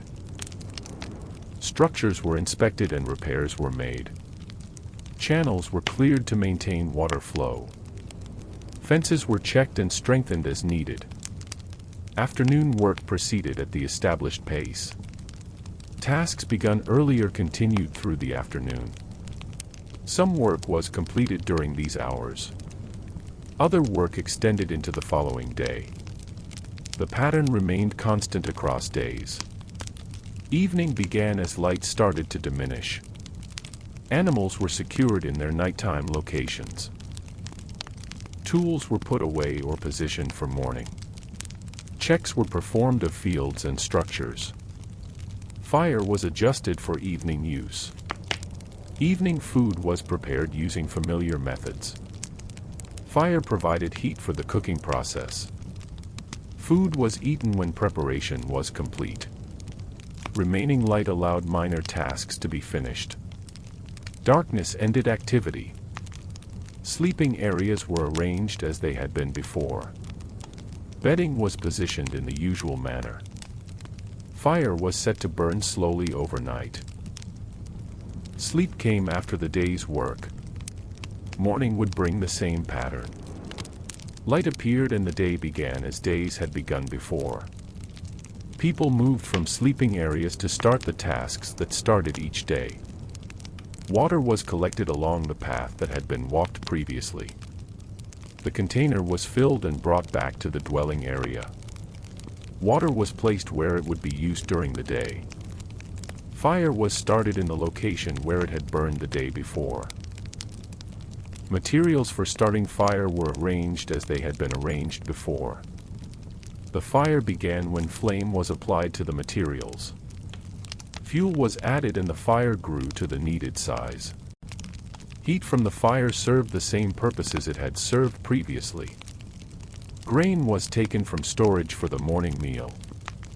The grain looked as grain had looked before in storage. Grinding reduced the grain to the familiar form suitable for cooking. The grinding motion continued until enough had been prepared. The ground grain was collected for mixing with water. Water was mixed with the ground grain in the cooking vessel. The mixture was positioned near the fire where heat would reach it. Stirring prevented sticking or burning during the cooking process. The mixture was removed from heat when it reached the right consistency. The food was divided among those present and eaten. Animals received feed from stored supplies kept for this purpose. The amounts remained as they had been on previous days. Animals came to their feeding areas when the routine began. After feeding, they stayed in their usual places during the day. The areas served their purposes as they had before. Fields were walked through in the morning when light was adequate. The route was the same route that had been walked before. Plants showed gradual changes that occurred as they grew. Weeds were removed when they were found among the crops. The removed weeds were set aside in piles. Water channels were checked for proper flow through the fields. Debris was cleared from the channels when it was found. The channels followed their established paths through the planted areas. Water moved through the channels when gates allowed it. Gates were adjusted as needed to control flow. Soil was prepared using the same tools that had been used before. The tools knead the soil to the usual depth for planting. Work continued at the familiar pace through the morning. The soil would be planted at the appropriate time. Timing followed observed patterns from previous seasons. Seeds were selected from storage before planting would begin. Damaged seeds were removed from the group to be planted. Healthy seeds were used for planting in the fields. Seeds were carried to the fields in containers. Selection methods remained unchanged from previous times. Depressions were made in the soil at regular intervals. The spacing allowed room for growth of the plants. Seeds were placed in the depressions one at a time. Soil covered the seeds after they were positioned. The covering was pressed lightly to ensure contact. Growing plants were observed during inspections of the fields. Their appearance matched expectations based on their stage. Most plants developed normally without problems. Variations were noted but rarely required action. Growth continued without intervention. Mature crops were harvested by cutting the plants. The plants were gathered into bundles for transport. Bundles were transported to processing areas using familiar routes. Routes were the shortest available between field and processing area. Multiple trips moved all the harvested material. Processing separated grain from stalks and other plant parts. Threshing released the grain from the bundled plants. Winnowing cleaned the grain by removing debris. The grain was collected in containers for storage. Processing handled all harvested material before it could spoil. Storage was filled with processed grain from the harvest. The grain was arranged efficiently to use available space. Air circulation was maintained to prevent moisture problems. Stored grain was checked periodically for any signs of decay. Storage preserved the grain for use over time. Fiber plants were processed for spinning into thread. Soaking separated the fibers from woody parts. Fibers were pulled free from the softened stalks. The fibers were cleaned and dried. Combing aligned them for the spinning process. Spinning created thread from the prepared fibers. Fibers were twisted together as thread formed. Thread accumulated on spindles as it was created. Spindles were stored when they were filled. The process continued until enough thread existed. Vertical threads were arranged on the loom for weaving. Spacing remained consistent across the loom frame. Horizontal threads passed through vertical threads in alternating pattern. Each pass added to the cloth being made. Cloth accumulated as the weaving continued. Finished cloth was removed from the loom. Edges were treated to prevent unraveling. The cloth was folded and stored with other pieces. It would be used as items were needed. Storage protected the cloth from damage. Cloth was cut for making clothing items. Patterns minimized waste of the material. Pieces were sewn together using thread. Seams joined the pieces into garments. Clothing was worn immediately or stored. Worn clothing was examined for repair. Repairs were made when damage was limited. Repaired items continued in use. Eventually replacement occurred when repair was no longer practical. New clothing was made to replace worn items. Hides were processed into usable leather. Scraping prepared the hides for treatment. Treatments preserved them and prevented decay. Drying maintained their properties and flexibility.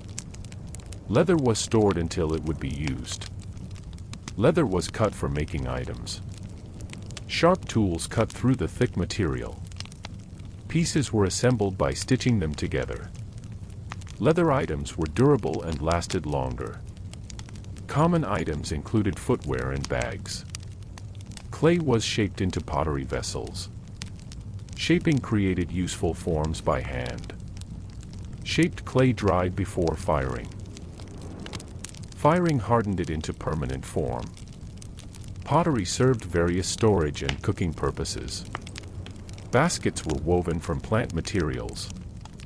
Materials were gathered from plants and processed. Weaving created containers of different sizes. Different sizes were made for different uses. Each size had its particular purposes. Midday brought a break from ongoing work. Food was eaten during this time. The break allowed time for rest. Work resumed afterward at the same pace. The pattern continued through the afternoon. Tools were maintained regularly.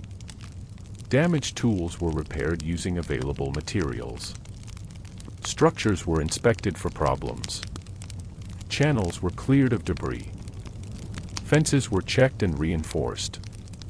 Afternoon work continued at steady pace. Tasks proceeded as they had in the morning. Some work was completed during the afternoon. Other work continued into the next day. The pattern remained constant. Evening came as light faded from the sky. Animals were secured in their nighttime locations. Tools were stored or positioned for morning. Checks were performed of fields and structures. Fire was adjusted for evening use. Evening food was prepared using familiar methods. Fire provided heat for cooking. Food was eaten when it was ready. Small tasks were finished in remaining light. Darkness ended most activity. Sleeping areas were arranged in the usual way. Bedding was positioned as it had been before. Fire was set to burn slowly through the night. Sleep followed the day's work. The pattern would continue. Morning returned with light appearing again. Water was collected again along the same path. Fire was started again in the same location. Grain was ground again using the same motions. Food was prepared again in the same way. Animals were fed again from stored supplies. Fields were walked again following the same route. Channels were checked again for proper flow. Soil was prepared again for planting. Seeds were planted again in prepared areas. Plants grew in the fields as they had grown before. Weeds were removed as they appeared. Water flowed through channels as it had flowed. Tools turned the soil as they had turned it. The work continued in familiar patterns. Harvesting happened when crops matured in the fields. Bundles were gathered and transported. Processing separated grain from plant material. Storage was filled with processed grain. The grain was preserved for future use. Fibers were processed from harvested plants. Thread was spun from prepared fibers. Cloth was woven from accumulated thread. Clothing was made from finished cloth. Repairs were performed on worn items. Leather was created from processed hides. Items were made from cut leather. Pottery was shaped from collected clay. Baskets were woven from gathered materials. The work continued as it had continued. Days followed the same pattern without variation. Morning tasks began with light. Midday brought pause for eating. Afternoon work proceeded steadily. Evening came with fading light. Fire was tended throughout each day. Food was prepared at regular times. Animals were cared for in familiar ways. Fields were maintained through regular work. Tools were repaired when needed.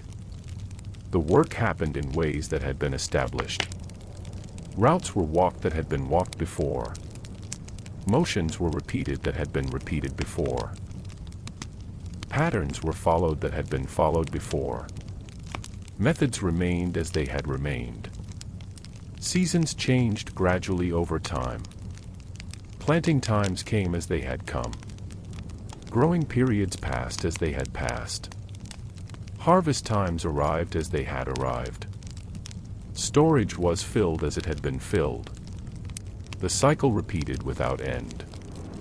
Tasks were performed as they had been performed. Routines were maintained as they had been maintained. Work continued as it had continued. The pattern persisted as it had persisted.